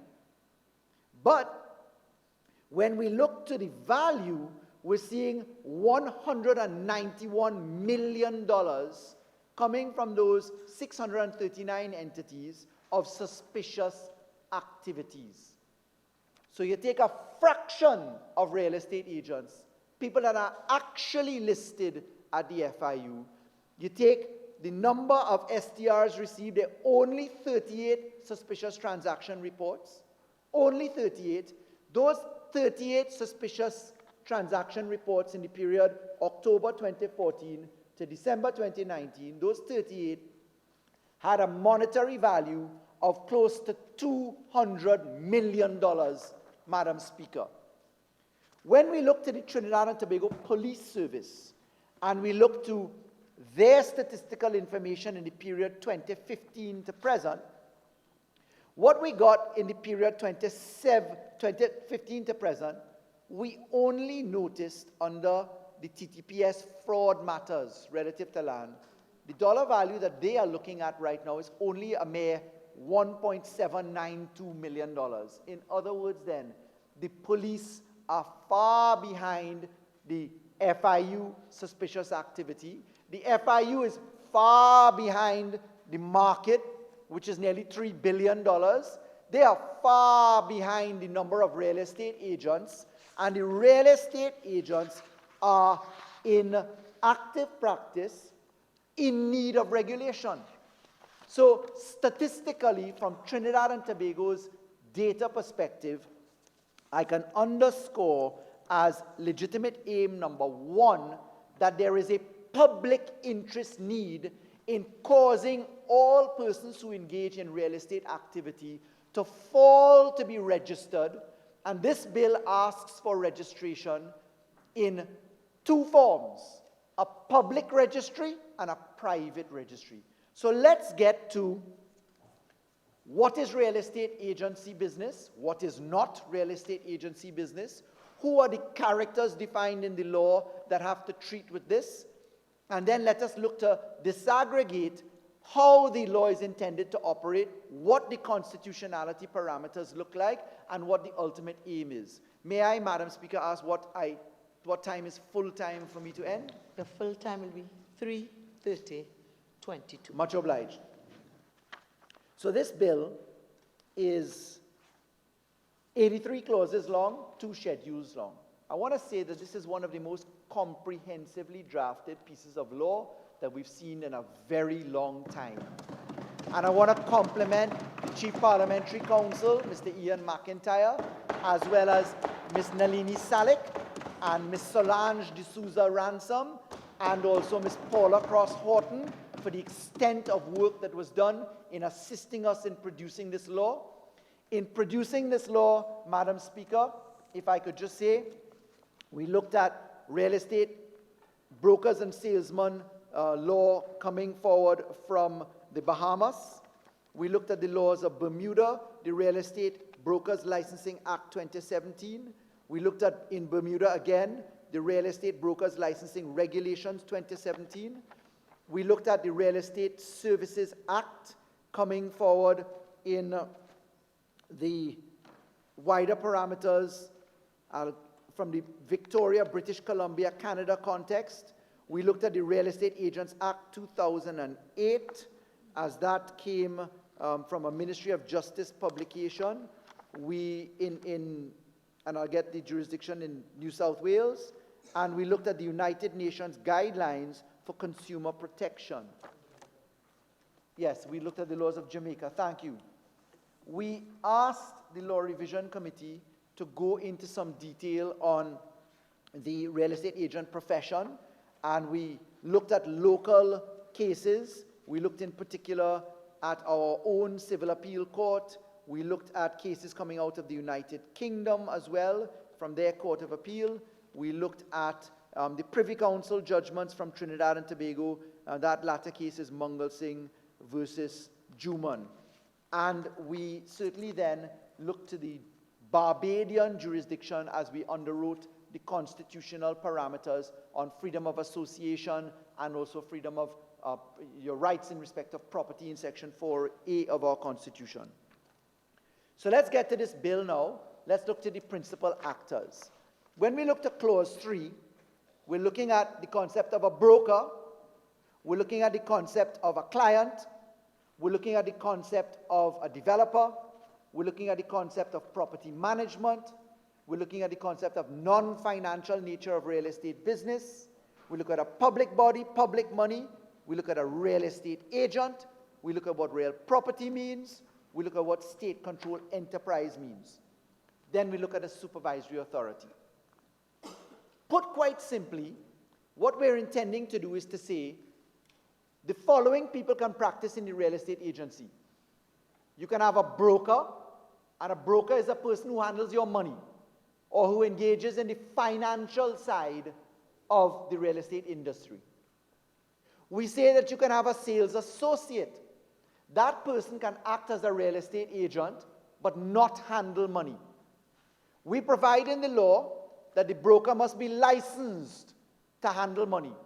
We provide safeguards. We say the broker must have client accounts separated out, treat the interest principles, establish fiduciary obligations, protect the broker against the risk of suit for negligence or breach of trust by having industry standards. We say with respect to the sales associate, you must be known. So if you're not a broker, you're not handling the money side of the equation, you will go on to a register where you are known as a broker, so your connectivity to the transaction is public. Very importantly, and I mean nothing pejorative by this, I say that I've included in this law something that I affectionately refer to as the Rambachan clause. And that is the private developer clause. Because, or I could say the Imbert clause, I could say the Al-Rawi clause, as I declare my interest that I am also engaged in private development and real estate myself. But the point is, this law also contemplates people who engage in their own projects, their own land, their own subdivision, their own construction. If those people engage in the sale of their own property, as they are allowed to, as an owner or part owner, as a developer, we are not yet going to regulate them. That's another law I'm working on. What we intend to do there is that they must just simply file notice to say, look, I am a developer. So I'm on the radar.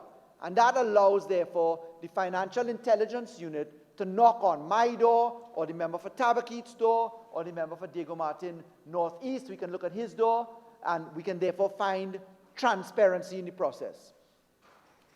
Part 4, Clause 4 of the Act is a very interesting clause. It is the disapplication clause. This law does not apply to persons employed by the state, a state-controlled enterprise, or a public body who conducts real estate business in the course of their employment. Why? NIPDEC would be caught by that. Airports Authority would be caught by that. HTC would be caught by that. Land Settlement Agency would be caught by that. We had to make sure that the law was disapplied to the state's function. We've defined in Part 2 in Clause 5 what is engaging in real estate business, and it effectively is in pari materia. It is equal to all of the laws around the world, and in particular the Commonwealth Caribbean, which tell you what it is: auctioning, negotiation, sale, advertising, property management, managing prospects, meaning people who are clients, etc. And the material point in Clause 5.2 is that we also have another disapplication. We say a person is not engaged in real estate business, A, if you're acting for and on behalf of a client under a power of attorney, you're furnishing legal advice, etc., you're an administrator, executor, assignee, custodian, liquidator, receiver. D, you deal with property of which you are an owner or part owner. That's what I was referring to a little bit earlier. You're a developer, and we've developed, under the developer, we have a definition for a developer that's tied into the Planning and Facilitation Development Act. Salaried employee of a financial institution dealing with real estate transactions.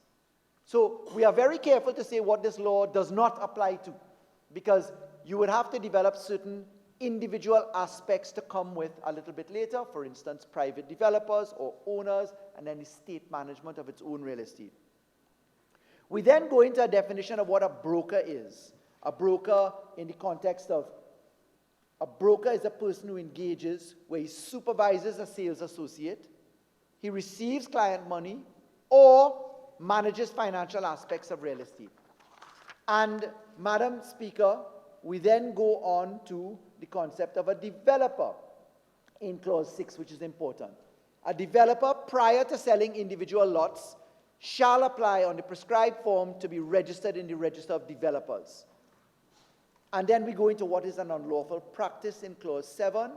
Clause 7 is if you practice as a real estate agent, you pass yourself off or willfully pretend to be a real estate agent, you make use of a name, title, etc. of a real estate agent, unless you're on the register, that you commit an offense. What that does in the round, in that first part, that second part, Madam Speaker, is it provides an identity of who the law applies to, who the law does not apply to. In part 3, we get to real estate business registrants. Now, it's very important to note that we have impregnated in Clause 8 the obligation that to be registered, you have to complete an AML CFT PF questionnaire.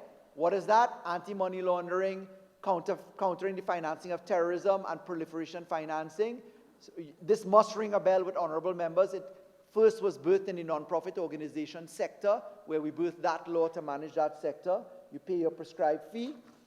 And it's material to note that these documents upon registration are not public documents.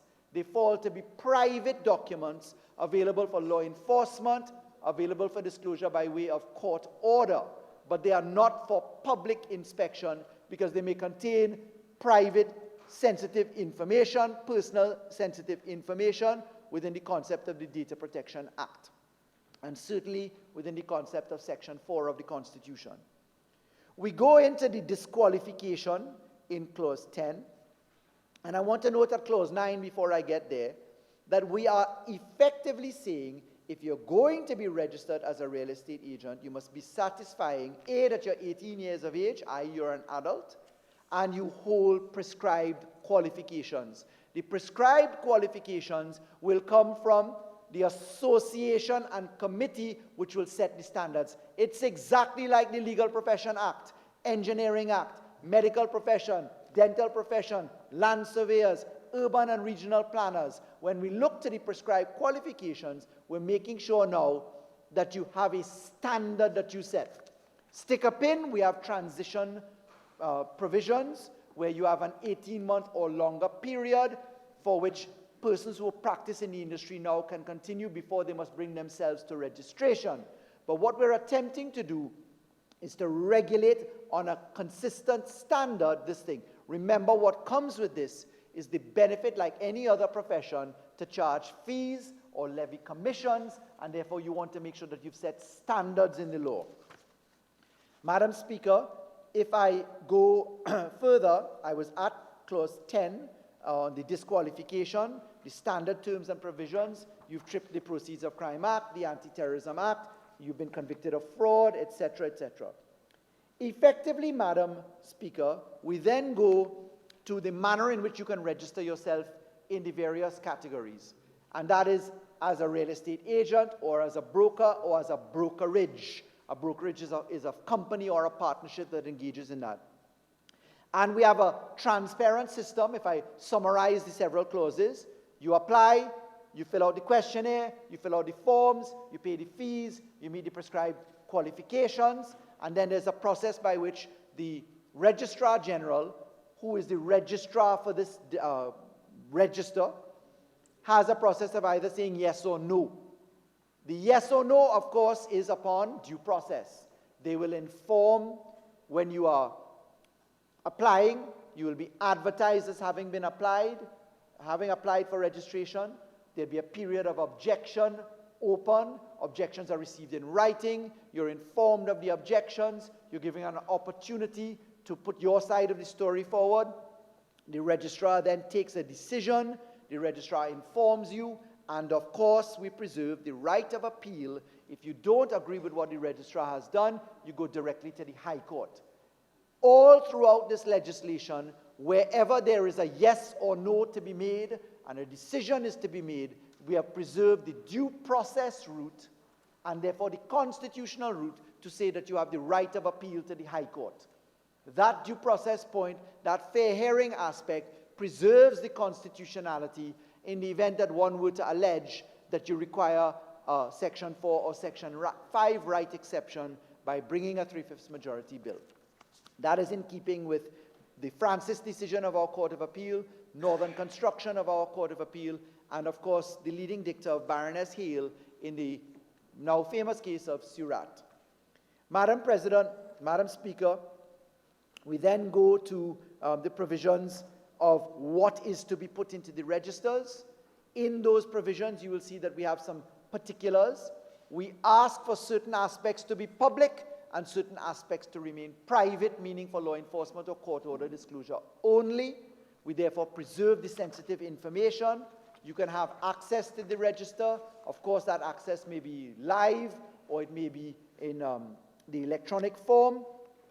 You can also have certified copies produced. There are a few amendments that we'll bring. For instance, you can only get certified copies to public information, not private information. Madam Speaker, we then very importantly preserve the ability of disclosure, as I said before, but I'll just peg it to a clause. It's clause 16. You can only disclose to the supervisory authority. Who is that? The FIU. Purposes of law enforcement or court proceedings, that's police, etc. Court order, or where any other written law allows you to do that. Madam Speaker, we then get to the provisions of cancellation. Again, there's due process inside of that. Suspension, there's due process inside of that. Part 4 treats with the Real Estate Agents Association. What we do here is that we set up an association, very much like the law association or any other aspect. All real estate agents are to be members. It is a mandatory provision. That membership will be entitled to be run by a board. That board is comprised of the persons set out in the law, where we set out in clause 22 what the membership looks like. Stick a pin here now. They are allowed to do their rules. Very importantly, I want to put on the record clause 24. Clause 24 identifies the purposes of the association. Improve standards of conduct, proficiency, real estate agents. Promote compliance with the code of ethics. Represent, advance, protect the interests of real estate agents. Promote the exchange of views. Develop initiatives to protect and assist the public in Trinidad and Tobago in all matters relating to real estate. Promote good relations between real estate agents and other professional bodies, to do such other things. Why have I flagged section 24? Because that is a public purpose. That public purpose is also tied, Madam President, to the other purposes which are equally public, and those are to be found in the provisions of section 47, where we deal with misconduct, section 48, where we describe duties and obligations, section 54, clause 54, where we have the disciplinary committee, clause 55, where we have the functions of the disciplinary committee, clause 63, where we have the disciplinary procedures, and a critically important clause, that is clause 70. In clause 70, we mandate the disciplinary committee, if they observe a crime, that they are bound to report it to the Director of Public Prosecutions.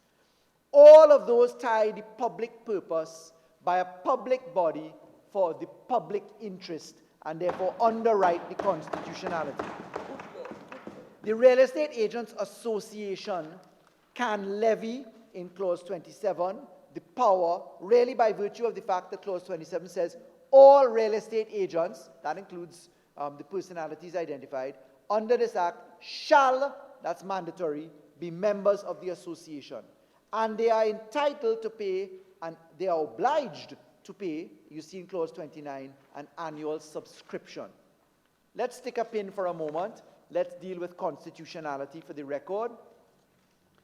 Mandatory membership, clause 27. The obligation, mandatory obligation to pay fees in clause 29. Those traverse on the face of it, but not in any fatal or difficult way, the right to property in section 4A of the Constitution, and the right to freedom of association in section 4J of the Constitution. Compulsory membership, Madam Speaker, I want to recommend to all members that they get the Supreme Court of Judicature Court of Appeal in Barbados decision. That is Civil Appeal number 20 of 2018. It was Norman MacDonald Nurse versus the Attorney General, the Barbados Bar Association, and Florence Nurse. And that decision coming from the Court of Appeal in Barbados sets out in exact terms the reason why the Barbadian legislation did not infringe their entrenched rights. Right to property, right to freedom of association. Now, of course, it's axiomatic that your money is property. The mandatory obligation in Clause 29 that you must pay fees is your property. And it is also axiomatic that the freedom to associate also includes the freedom not to associate. It is equally axiomatic that you would therefore now start this conversation of, are you infringing upon rights? And what I'd like to recommend is that several jurisdictions have really traversed these constitutional provisions, and whether you have constitutionality, number one, within the meaning of our Section 13 of the Constitution, i.e. it is just in a society such as Trinidad and Tobago, or reasonable in our society to have a law such as this. But if we take the Baroness Hale argument, we take the Barrow argument in the Francis decision, the Hale argument in Surat, and in particular Clause 58 of the judgment of Baroness Hale, you'll come to the understanding that not every Section 4 and 5 right must have a qualification provision by Section 13. And that is underwritten by the arguments coming in the context of right to property. I want to put on the record the Trinidad Island-wide Cane Farmers Association versus Prakash Siraram. I want to put on the record the case of Attorney General versus Antigua Times. I want to put on the record those cases in respect of the right to property. And that right to property was upheld at the highest level to say that if you're taking property via a public body for a public purpose, in the public interest, that you are not tripping an entrenched right. Under the freedom of association argument, I want to put on the record Attorney General of Barbados versus Smith. I want to also underscore again Attorney General versus Antigua Times. I would like to further put onto the record the European Court of Human Rights, the following cases: Lecomte, Van Leeuwen, and De Meyer versus Belgium. That is 1981 for EHRR at page 1. I'd like to put in A versus Spain, and that is application number 13750 of 1988. I'd like to put on the record the American position to be found in Lathrop versus Donahue, and that is 367 US 820. I'd like to put again Trinidad Island-wide Cane Farmers Association versus Prakash Siraram. And, Madam Speaker, I'd like to also put on board the case of Pandey versus Gordon, 2006 WLR at 39. All of those cases come down upon the simple position: public body, public purpose, public interest allows for the freedom of association argument to not require a constitutional exception. Why? Because you have the freedom to not associate. There's nothing to stop you from becoming a member of any other association. I unstick the pin on constitutionality. I come now, why didn't we just use area? We have not just used area because they're not a public body. Quite simply put. And it is for that simple reason that the strategy in the mind of the government is to invite area to bring itself into this association by populating the membership in the manner that they would be allowed to. That would then allow area to delink by way of repeal their body, and what it also allows, should area so decide, is a vesting provision on repeal to transfer assets and privileges that they may have without stamp duty. In other words then, there's a clear and discernible path to achieving a congruity of the measures between the area, that is the private body, and the public body which we're creating now. Madam Speaker, 6 minutes would not give me justice to do what I must do now, but I'll try to barrel through it. Very importantly, we've gone on to licensing of brokers in part 6. In the licensing, we are contemplating that we will set up a committee. The committee is in part 5, just before that.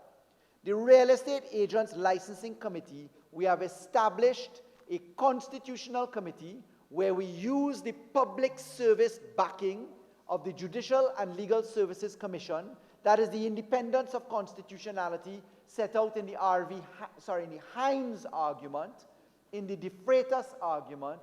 In these arguments, we look at ensuring that this committee, which exercises judicial or quasi-judicial functionality, for instance, in disciplinary proceedings where sanctions may be had, even though they are appealable under the provisions of the law by going to the High Court, we wanted to insist that the committee was established by a chairman, deputy chairman, and attorney at law, all of whom are JLSC appointees, Judicial and Legal Services Commission. The rest are ministerial or cabinet appointees. We have used the industrial court formula here. That industrial court formula is the mix between JLSC and position. Of course, the Maraj case will tell us that we are well and truly within constitutionality as the construction of that type. We've replicated it. I only have 5 minutes. We've replicated it in the functions of the Land Tribunal, etc., recently. Madam Speaker, we then go in this licensing committee, as I said in part 6, beginning with clause 40, to the licensing of brokers. We have a fulsome measure there, how they renew their license, how long they last for, how they may be struck off, suspended, revoked. Part 7 takes us, beginning with clause 47, to professional misconduct. This, who is the president of the court, the committee, the person appointed by the JLSC. The president in this bill means cabinet pursuant to the Constitution in section 80 of the Constitution. That's standard. So when I say president, we mean the cabinet. That is the industrial court formula that I just referred to in answer to a question just put to me by Carney Central. Professional misconduct is then dealt with at part 7, beginning with clause 47. Again, this is a public purpose. And when we get to duties and obligations of a real estate agent, we're at part 48, where we deal with the keeping of records. And in the keeping of records, we're asking effectively for all of the things by which you can trace a crime or a value. This ties into stamp duty, this ties into money laundering, it ties into fraud, identity theft, mischaracterization of the nature of the property that you're selling or managing, etc. We get, Madam Speaker, to the concept of client money and how we treat with fiduciary obligations to hold monies in trust. That is a very key provision to protect real estate agents against breach of negligence, claims against negligence, actions in tort, actions in trustee context or from our trustee ordinance, section 25 in particular. Part 9 deals with the disciplinary committee.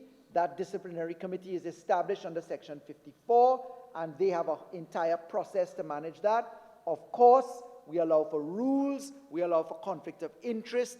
We then go to part 10, which treats with disciplinary proceedings, how the proceedings may result in the sanctions set out at clause 65. Reprimand, censure, suspension, revocation, etc. And where I was coming to in clause 70, of a mandatory provision that the disciplinary committee must inform if they discover a criminal offense.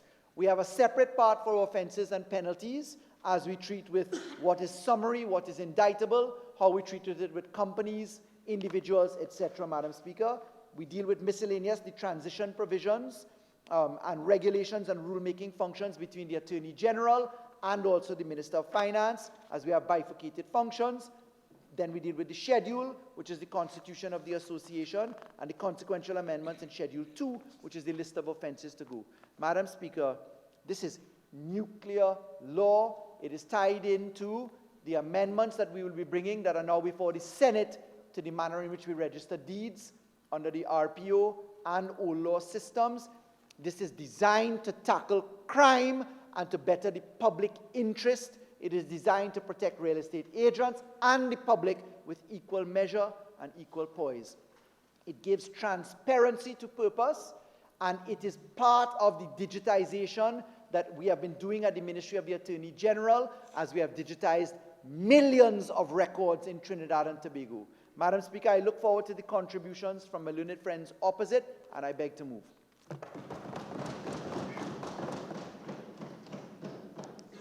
Honourable members, I shall now propose the question for debate.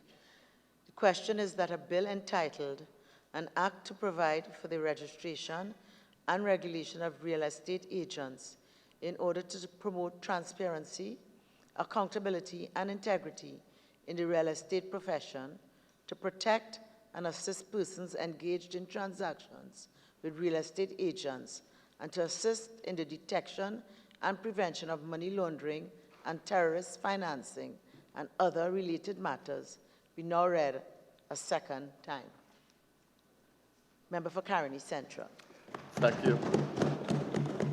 Thank you very much, Madam Speaker. Madam Speaker, I was going to say that this is not by any means an objectionable bill, because I want to concede that its intentions are good, and that, as the Attorney General articulated, it is in the public interest. But when I asked the question, who is the President? And the Attorney General responded by saying the President is the Cabinet. And we look at that particular clause in the law having to do with the establishment of the licensing committee, in which you have what would now be, with my new understanding of this, based on the Attorney General's position, articulation, is a 7-man committee in which you have 3 cabinet appointments. You have 3 ministerial appointments. I don't know why the distinction is being made between cabinet and the minister. The cabinet appointments are on the advice of the JLSC, and you also have the THA represented, which means the entire committee is, in fact, a government-appointed committee. So I must say that having gotten the clarification from the Attorney General, I'm a little more worried. I was worried in the beginning about that particular section of the bill. Although, as I said, by and large, I did not feel that the bill was objectionable. But this worries me a little more, and I will try to speak to that particular issue as we go further in the debate. Now, my own view is that, notwithstanding the good work that has been done in the bill is not ready. And it needs considerable more work. And I will explain what I mean by that. I think the bill does strive for reasonableness, Madam Speaker, but we are not sure on this side that it achieves the balance that it is supposed to achieve in the bill. And because of that, I think problems can be created down the road that it did not intend. And for this reason, it requires, in my view, more careful scrutiny and greater attention. Now, the bill is about the regulation of real estate agents, but as the Attorney General pointed out, and I wouldn't deal with that, he has conceived this bill as an anti-crime bill. And ultimately, it is about land and property, but also money and law and lawlessness and the regulation of an industry with regard to these things, which includes modern real estate agents, brokers, and developers. Now, when you read the purport of the bill, an act to provide for the registration and regulation of real estate agents in order to promote transparency, accountability, and integrity in the real estate profession, to protect and assist persons engaged in transactions with real estate agents, and to assist in the detection and prevention of money laundering, terrorist financing, and other related matters. Who can be against that? You know, and that's why I said that there's very little that's objectionable. And more than that, the public interest seems to be the main intent of the bill.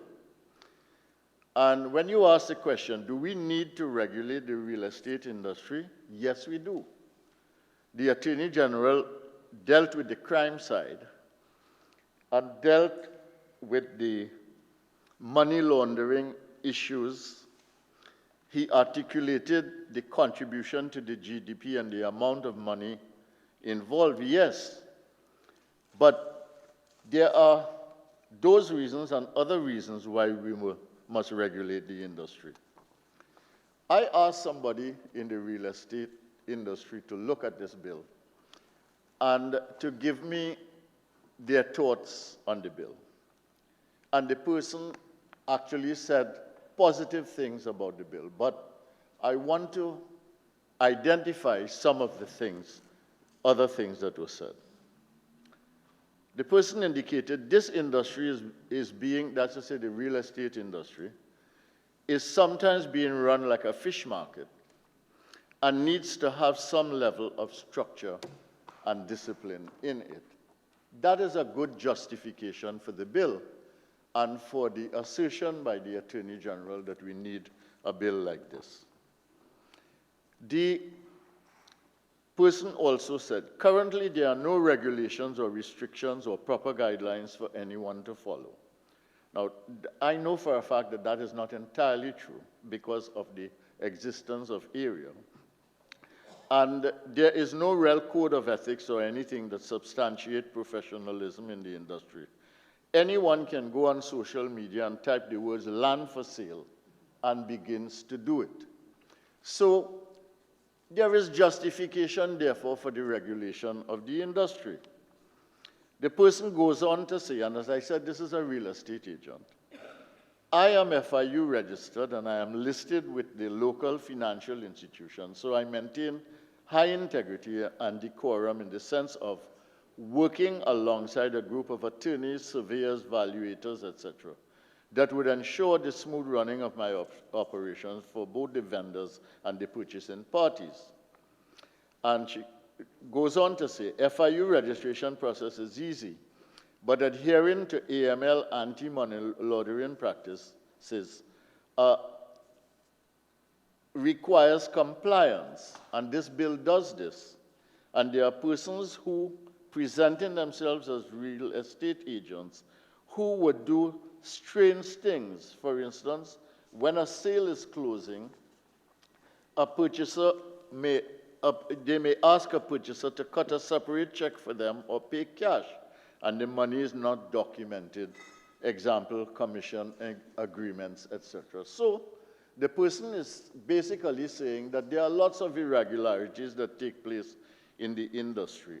And I won't go on more on this, Madam Speaker. Suffice it to say, the person who outlines this and makes the case for regulation of the industry identifies 4 or 5 troublesome issues with regard to property. But are there other problems with the bill, Madam Speaker? And there are other problems with the bill. Here is what another real estate agent, and I respond in this way by putting the contradictory views of 2 people in the industry to show that it is not an easy thing to simply put together the bill without taking these contending views into account.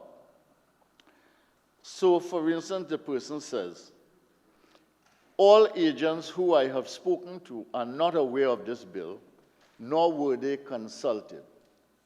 Even members of area have indicated that they don't know the details of this bill. Then the person also said, real estate agents who have been in this business for 10 years must now go through formal education by an accredited institution. How long will this take? Also, will agents with more advanced qualifications still have to go through this process? So they are raising the issue of how you create the conditions for transition and continuity. Now, there's a clause in the bill related to that. It's an 18-month clause for transition. But I think they are raising the deeper issue of how do you integrate the existing system with the system that you are trying to create. The person also says, self-employed real estate agents must now be a broker to own their own real estate company. They are asking the question. So, and then they go on to say, having a registered business and being compliant with the FIU and other laws, it seems to me should be sufficient. We don't need any more government intervention. And so that is another view. And then the person makes some statements about area. I won't read all of them, but basically they argue the case that they feel that in this bill, area has too much authority and entrenched power. Okay? Now, so here you have two agents, and they have very contradictory views. One making the case that you need a bill to bring structure and organization and good practice in the industry. And the other person saying that, look, I don't really have any objection to the bill, but there are certain things that are not being taken into account, and I don't think this bill really understands all the issues that we are concerned about in the profession. So I think that the Attorney General must take this into account, and that is why I say that I understand the public interest, the public good part of it, but I don't think that it's a bill that's ready to be passed. I think that it needs some significant amendments.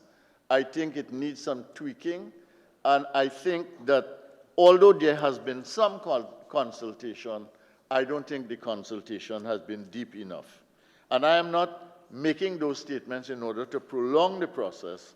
I'm simply saying that if we're doing a bill and we're trying to do it properly, let us, in fact, do it properly. Now, in this bill, all state actors are exempt. The Attorney General gave a rationale, but I am not sure why they are all exempt. This would also include, among the institutions that you mentioned, would this include property management and valuation division and so on within the government agency? Okay. Now, in the past, this would have been covered in the 2015 and subsequently amended procurement law for the disposal of property. But that section of the procurement law is now going to be taken out of the procurement law.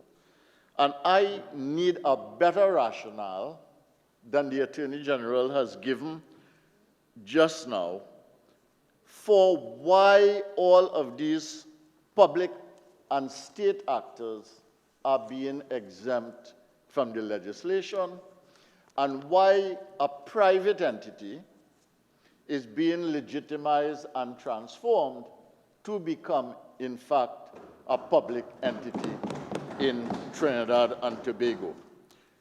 Now, I have no problem with a private entity being given legitimacy, and I certainly do not have any problem with area as an institution. As I will point out in a minute, I think they do good work, and I think they are very constructive towards the profession. But when you see the issues that are coming up in the bill, I think we have to question the bona fides of the strategy and the approach in this particular matter. The second thing, too, is that Clause 12 indicates that notification of within 21 days after a decision to register or not register is made by the Registrar General's office. But it does not say how long it takes to decide, Madam Speaker. And I think that that's something which states specifically how long it takes the Registrar General to decide to register whether there is no objection or whether there is an objection should be put in. And I don't think it should be more than 30 days. 21 days of the decision. It does not say when the decision will be made.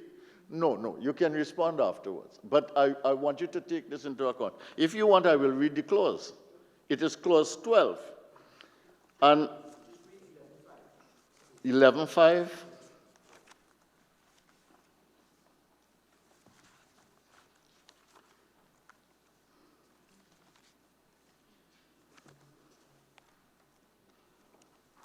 Yeah, 11.5 says, the Registrar General shall, within 21 days of receipt of an objection, decide on the merit of the objection and inform the person who made the objection, as well as the applicant for the registration, of his decision, given reasons in writing. What if there is no objection? Is there a time limit for that? 11.1. Upon receipt of an application under 8, Section 8, the Registrar General shall cause notice of the application to be published in the Gazette and at least 2 newspapers in a daily circulation in Trinidad and Tobago, and such notice shall specify a date by which a person may object to the registration of an applicant. That does not state how long the decision-making period is. What it says is give the length. It gives the length of time for making an objection. And my own feeling is that it should be not more than 30 days further than the time given, allocated for making an objection, so that people could expect that you get this thing done in quick time. All right? Then the bill recognizes area. Now, Attorney General, I am not clear about this too, and I would like you to explain this in your winding up. The bill recognizes a real estate agents association in Part 4, and I thought that it did not recognize area particularly. Is that correct, or is it not? Does it recognize area as a legal body? No. In this act, in this bill that you are. All right. But remember, if it is Attorney General, you wish to respond, then there's a particular way that we go about it. Okay? Yeah, we're just trying to clarify for the purpose of having an intelligent debate, Madam Speaker. So the bill does not recognize area or entrench area. It simply entrenches a real estate agents association. Okay. So, but the bill does, in fact, require all agents to be part of whatever that association is. And the chances are that area may, in fact, become the body. I understand clearly now. Now, the other thing is that a code of ethics is mentioned in the bill, but I can't find an established code. And the minister does this by order after consultation in Clause 80. So does that mean then that the minister, after consultation, will by order bring the code to Parliament? Is that it? Okay. Now, the real power in the real power in this bill exists in the 2 committees. Licensing, Part 5, Disciplinary Committee, Part 9, and both of these, I thought, Madam Speaker, were appointed by the President, but now I find it's the Cabinet basically, and notwithstanding the mention of the Judicial and Legal Services Commission, they only appoint half, and then the Minister appoints the other half, or 3 and 3, sorry, and then the THA appoints the other one. So at the end of the day, this disciplinary committee is a totally government-appointed committee. Now, what is interesting about this is that this is only so for the licensing committee. For the disciplinary committee, you don't have ministerial intervention. You just have what I assume will be the Cabinet making the recommendations. So in the disciplinary committee, you do not have the extra ministerial presence, but in the licensing committee, all right, which determines who can deal in real estate and who will not, that one you have ministerial appointments in addition to the Cabinet appointments and the presence of the THA.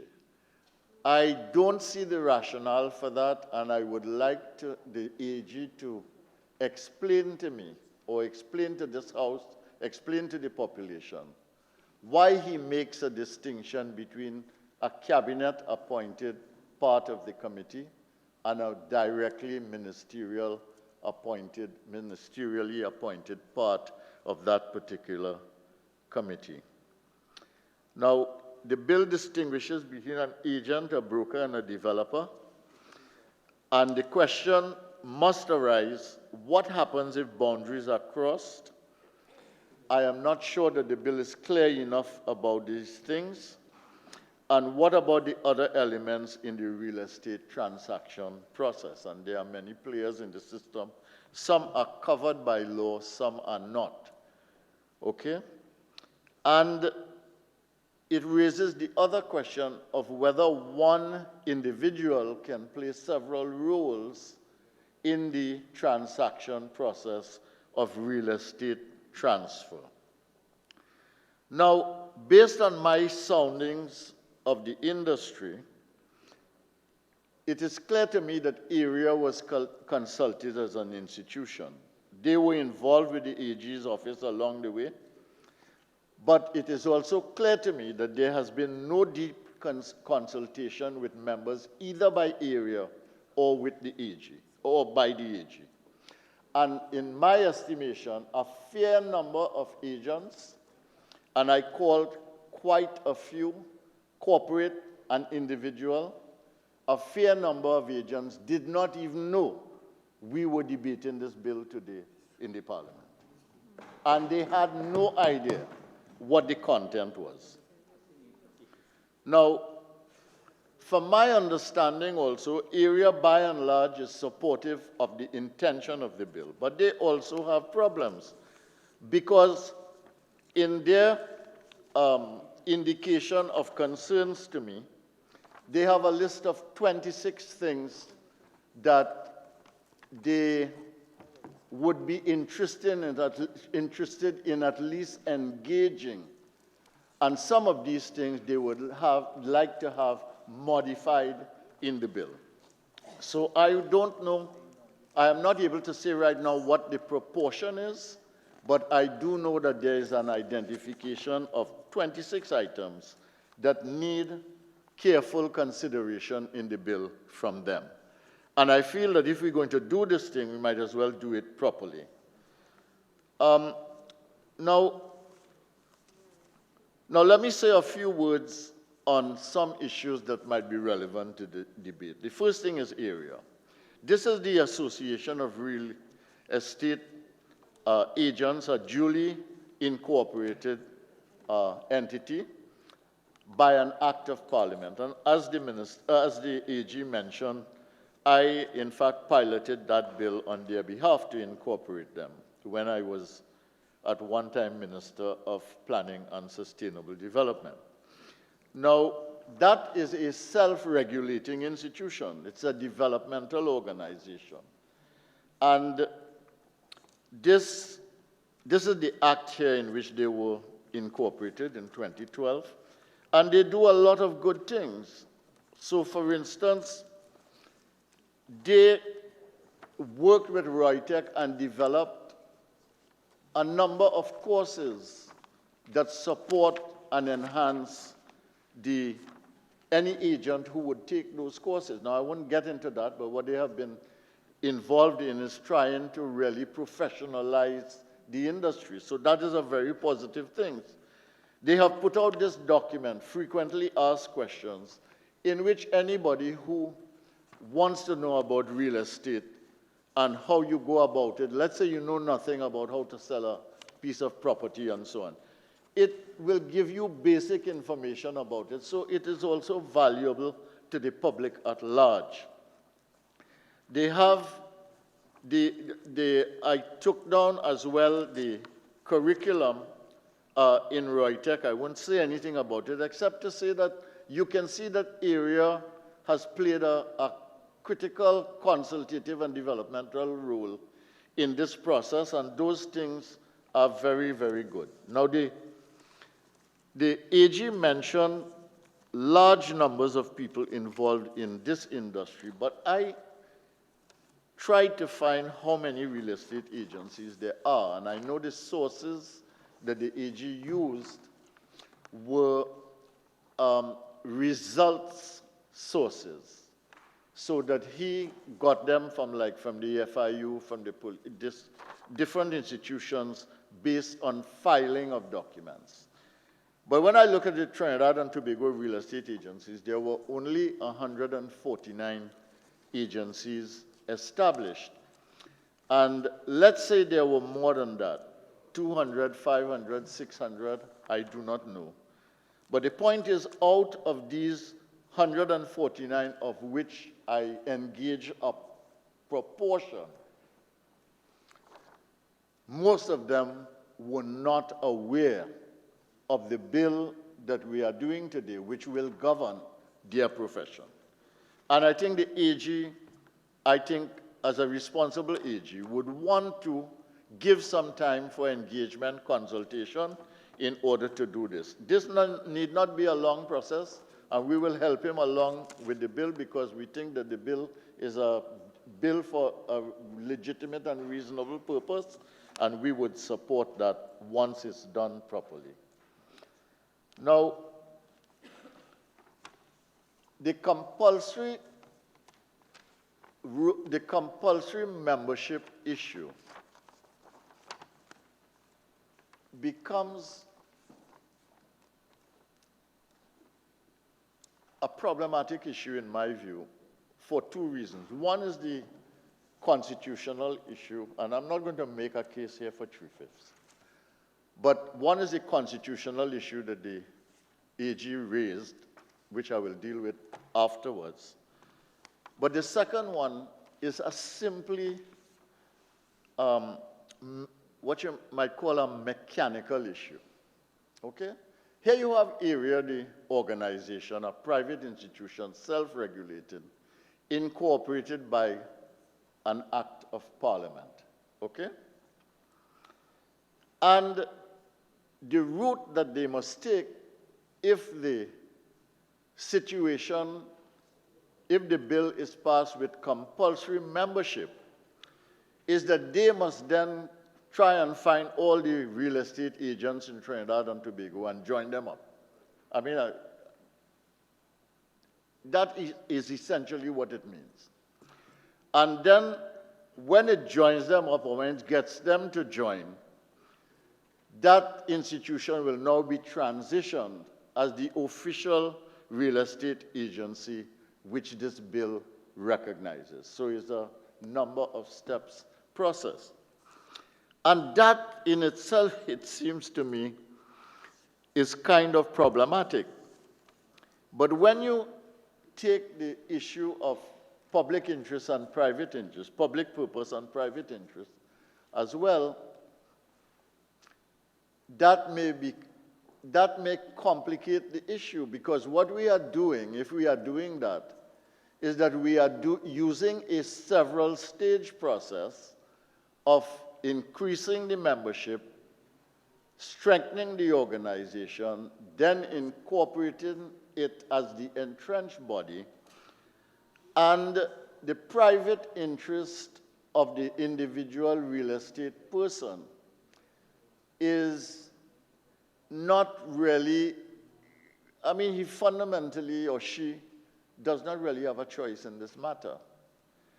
And I think that if we can forego the issue of not fighting the issue of a 3/5 majority, because I don't think that the issue is that problematic that you would want to fight that issue, I think we at the very least want to have some measure of balance and transparency. Member for Caroni Central, your original speaking time is now spent. You're entitled to an extended time of 15 minutes to complete your contribution.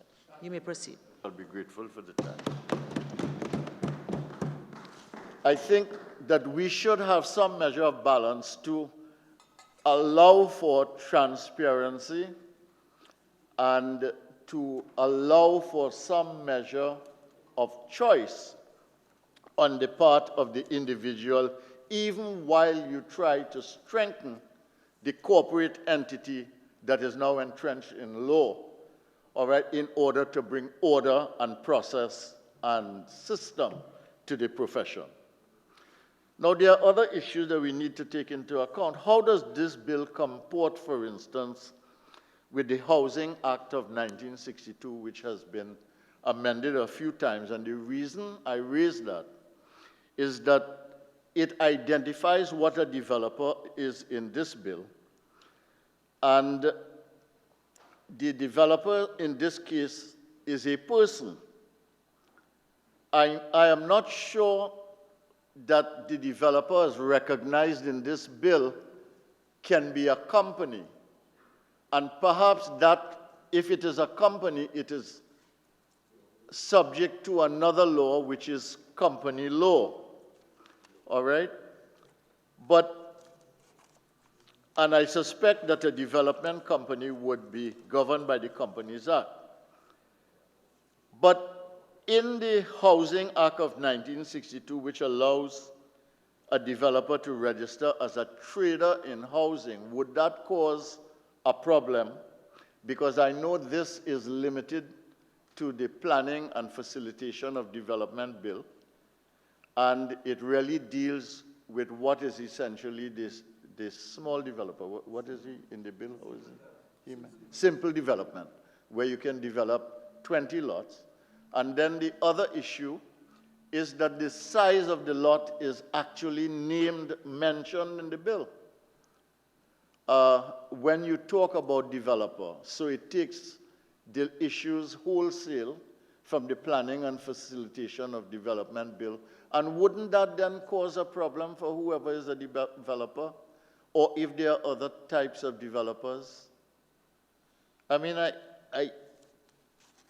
I don't understand why there is a restriction of both what a developer is, which is a person who develops a simple development under the Planning and Facilitation of Development Bill.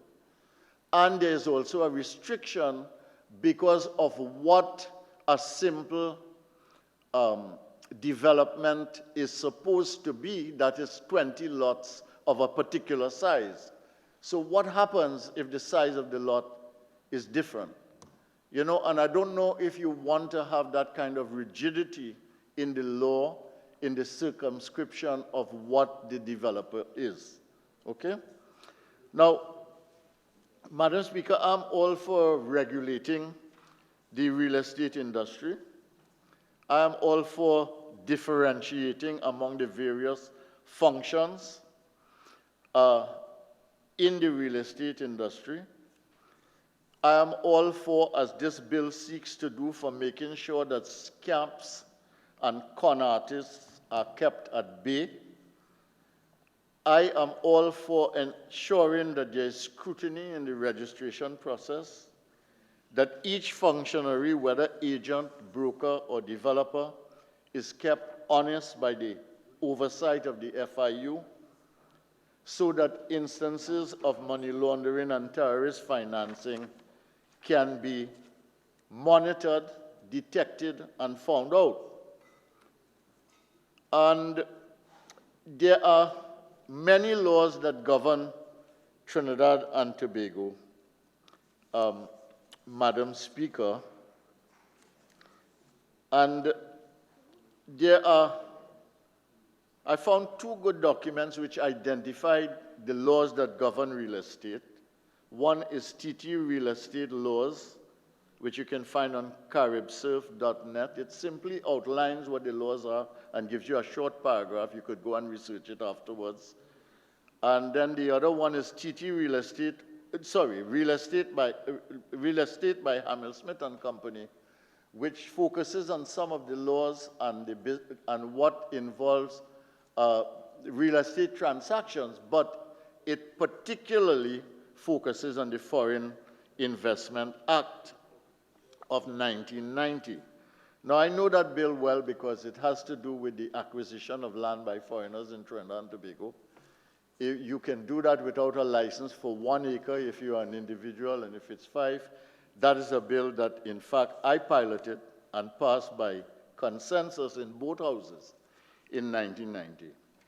But it does, in allowing a foreign individual to be able, as a company, to buy, foreign company as a company to buy 5 acres, or to buy as an individual 1 acre of land, it does open the door to illegal money. It can. And therefore, those kinds of things, it is important to have the protection that this bill provides. And under the law, too, it is possible to do money laundering with local transactions. It does not have to be a foreign transaction to do that. And this bill attends to that by having the registration with the FIU, etc.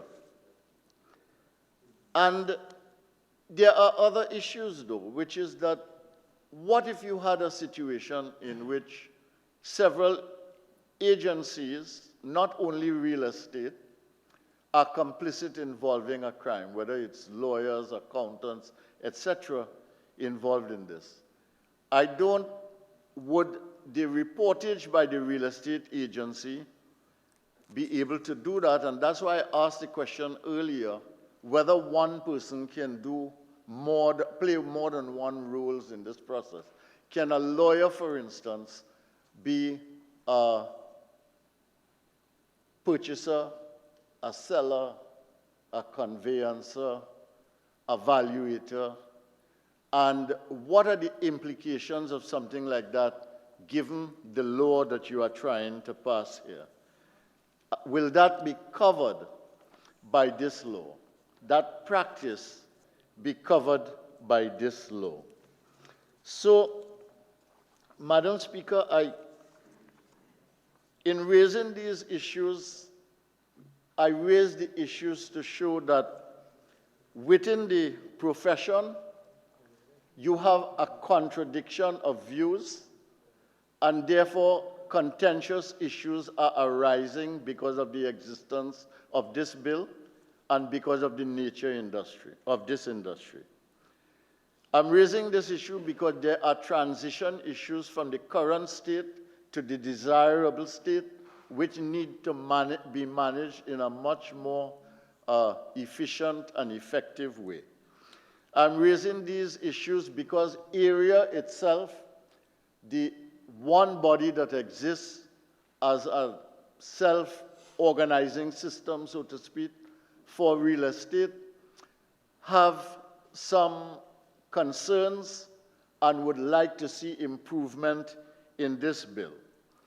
And while we welcome the FIU on property transaction, while we welcome the Code of Ethics for real estate agents, and we note that it will be done by the minister, it is not here yet, while we have no problems with the disciplinary committee, I think we have a serious problem with the licensing committee on this side, Madam Speaker. I think it is, in my view, too political, unnecessarily so, and it makes for too cozy a relationship between the institution that is being legitimized here. That is to say, ultimately it's going to be area and the political directorate. And that could have serious implications for the society and the profession, and for access, free and transparent access to be part of the profession. And I want to flag that, because since the AG is talking about public interest, this is a serious public interest matter. Okay? If we are building institutions, creating institutions in the society, they must be free, they must be fair, they must be transparent, and we must not only make it so, we must ensure that the perception that it's so is very, very real. And therefore, on these grounds, I would say on behalf of the opposition here in the Parliament is that we would like to support this bill, but we cannot support this bill as it is now. We need some amendments, we need some changes, we need some consultation, and we need some tweaking of this bill to make sure that we get a bill that establishes a strong profession, an ethical profession that deals with the problem of lawful violations in the real estate business, but establishes an institution and a law that is truly in the public interest in Trinidad and Tobago. Madam Speaker, I thank you for the opportunity to say. Member for Laventille West. Thank you very much, Madam Speaker. As I rise to make a fairly brief contribution in this very important matter that is engaging the attention of this Honorable House here today, I would begin, of course, Madam Speaker, by making a very generalized observation. Generalized, yes, but very specific to the UNC and their opposition in this House.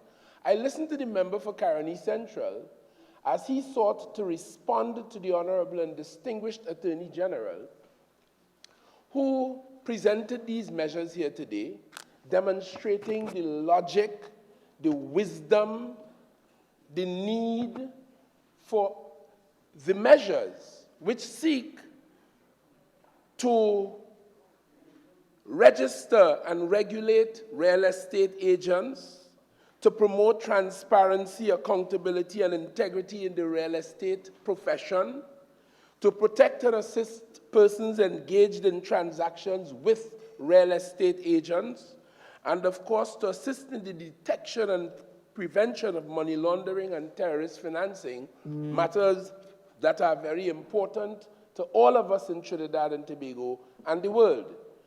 We listened to the Attorney General, and I listened to the member for Caroni Central painstakingly. And I must tell you, Madam Speaker, again today in the generality, I hear all of the very frivolous challenges and objections to these measures, and the very worn and beaten line that we want to support this, we support it in principle, it's a good idea, but we cannot support it in this form. That is, I mean, I'm tired of hearing it. I'm trying to stand in the way of the development of this country and in the development of this agency. I mean, the UNC, this institution, the UNC has been in government in this country for 6 + 5 years, right?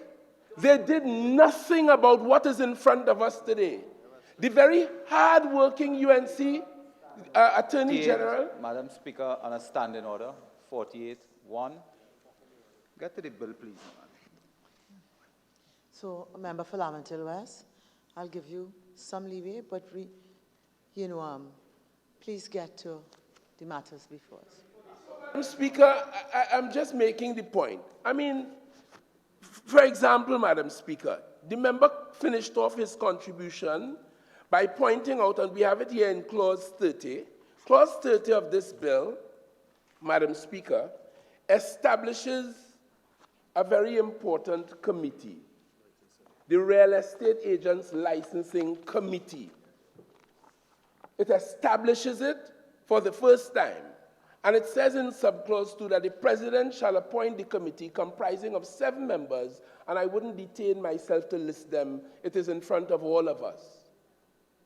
This is a very important development. As I said, it hasn't been done before in respect of the real estate agents, but it has been done before in respect of our Equal Opportunities Commission.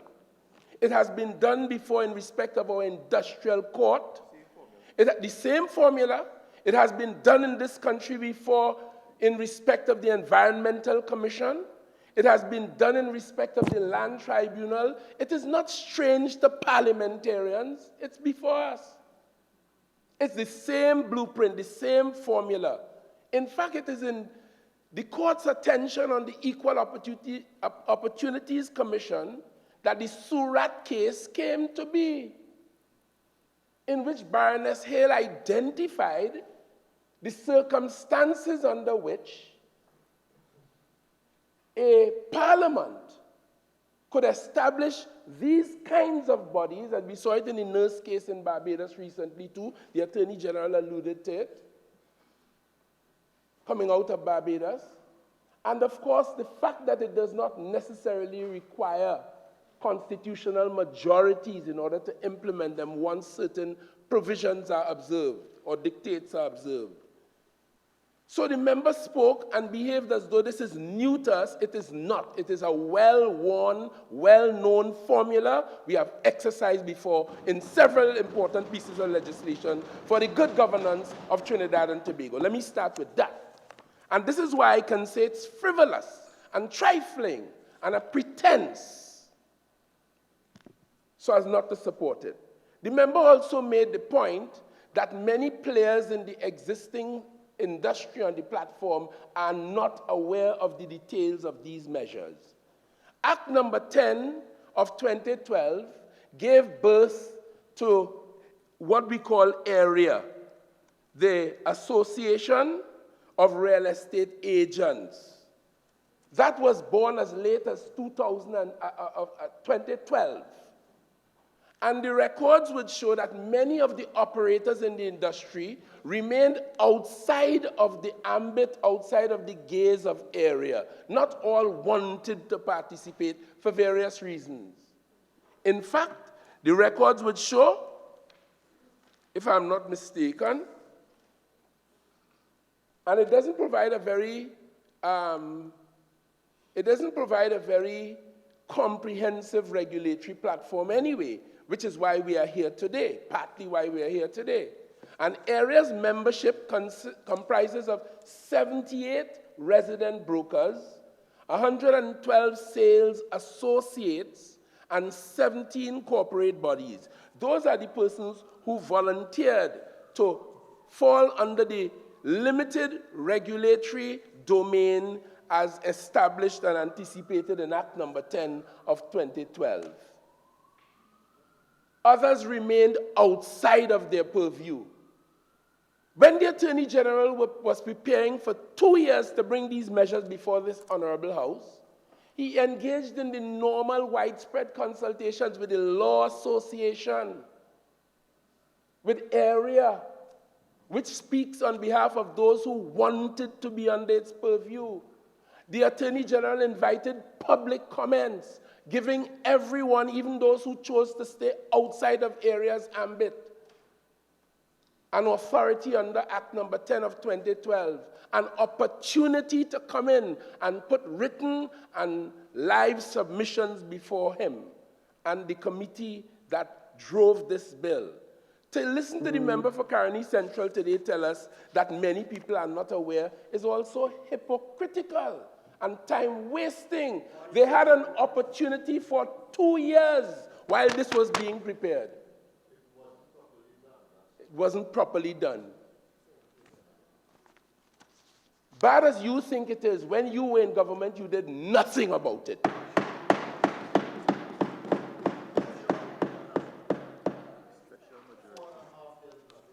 Madam Speaker, I will not be disturbed by the member who had his full and undisturbed, unperturbed opportunity to contribute to these measures. So I will proceed.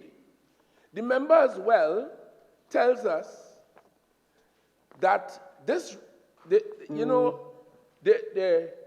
what we are doing, he considers, is taking these private, profit-driven operators and virtually making them public by regulating their affairs. How thin, how empty, how frivolous, Madam Speaker.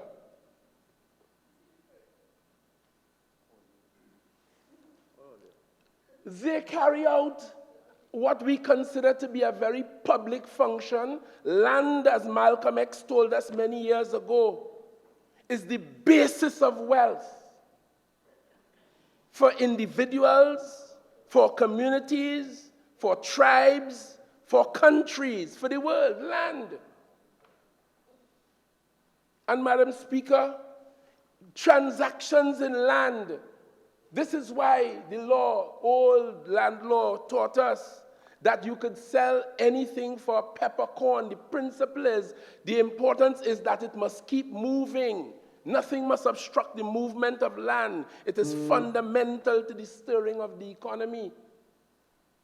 Doesn't matter the consideration, it could be a peppercorn.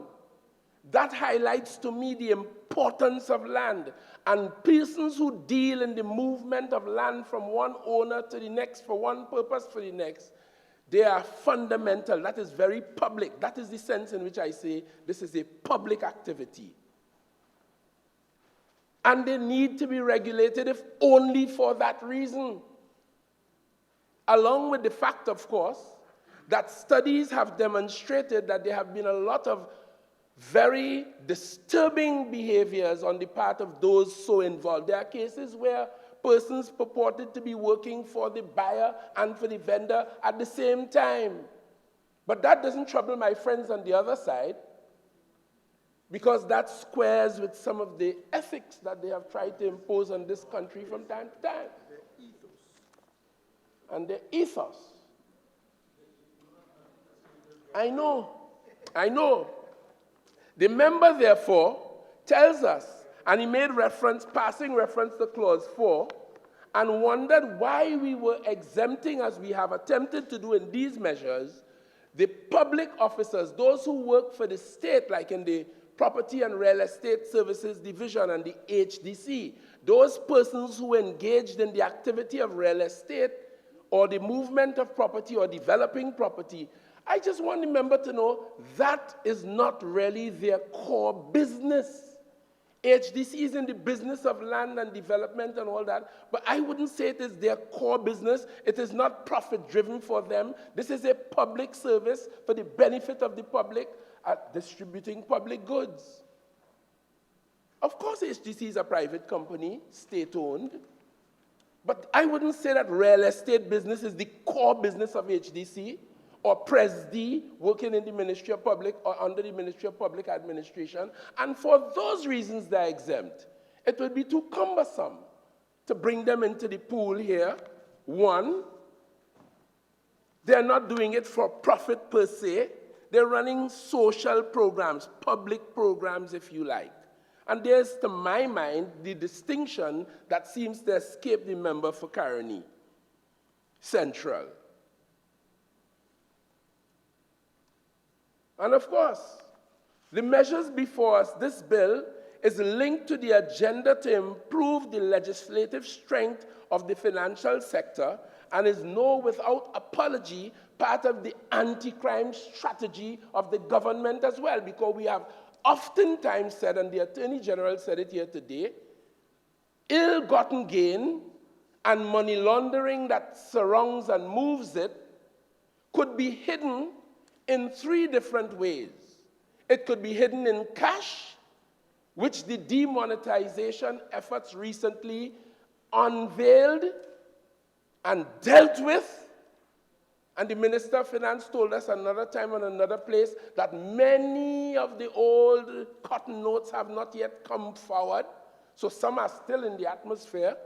It dealt with that, a direct attack on that. Ill-gotten gain could also be hidden in property, which is what this is dealing with. It is part of the anti-crime strategy of the government. And of course, it could be hidden in trusts and in interests in property as well as in businesses. Money laundering takes place in businesses. We have people who stage a big concert and then take some of the ill-gotten gain and deposit it in the bank the morning after to give the impression it was profits from the concert or from the show in Napa or from the big football game and all the other things they launder through. So we make no apology for that. We built this country and we protected these ways. We do that. And it is in attempting to do that that we find in our sights sometimes we see the UNC. We have no problem with them. Basically, we are all here as members of this House. So let me continue, Madam Speaker. Madam Speaker, area tells us that's the major institution under the act of which I alluded to earlier, Madam Speaker, tells us from their knowledge and experience, they have been handicapped in their operation. So we pass a law in Parliament to achieve something, and those who administer that law is telling us plainly that they have been handicapped in so doing. You think we must accept that? We must go further. It is abhorrent to allow that state of affairs to continue. And they told us in a correspondence dated February 11, 2020, that members, and hear this, Madam Speaker, courting area, operating under law, members are not forthcoming with information regarding transaction data due to the lack of legislation. They can't enforce it, and members are not forthcoming. And today, the member for Caroni Central, unwittingly, I'm not ascribing to him anything evilous. My word, I'm a Rasta man. Yeah. Yes. Member, I just remind you that the language of this chamber is English. Please proceed. Evilous. Madam Speaker, let me confine myself to frivolous. Wicked. Yes. Wicked. Wicked. Madam Speaker, if I'm required to speak the Queen's English, I give a good attempt at it, but as a Rasta man sometimes, you know how we do the business. But Madam Speaker, the point I'm making is that when the member for Caroni Central got up here today, he was unwittingly trying to pretending to speak on behalf of the people that area is saying, possibly that they are not forthcoming. There are those who deliberately want to remain outside of regulation. That's what they want. Understand that. He speaks unwittingly today on their behalf. Because if they wanted to be heard, they would have joined area since 2012 and they would have participated like the 78 resident brokers, like the 112 sales associates and the 17 corporate bodies. That's the point. Madam Speaker, in 2018, the FIU noted that there were $20 billion in suspicious transactions. Madam Speaker, that is what they know. That is what their operations reveal. But there are many more, valued at billions more, that the FIU may not at this point be aware of, or at least not by 2018. Let me give you a couple of examples, Madam Speaker. I don't know if in that 20 billion, they have recorded a June 2012 transaction. June 2012. Something wrong with you too? I tell you, the UNC is dangerous, Anyway, I will not be distracted.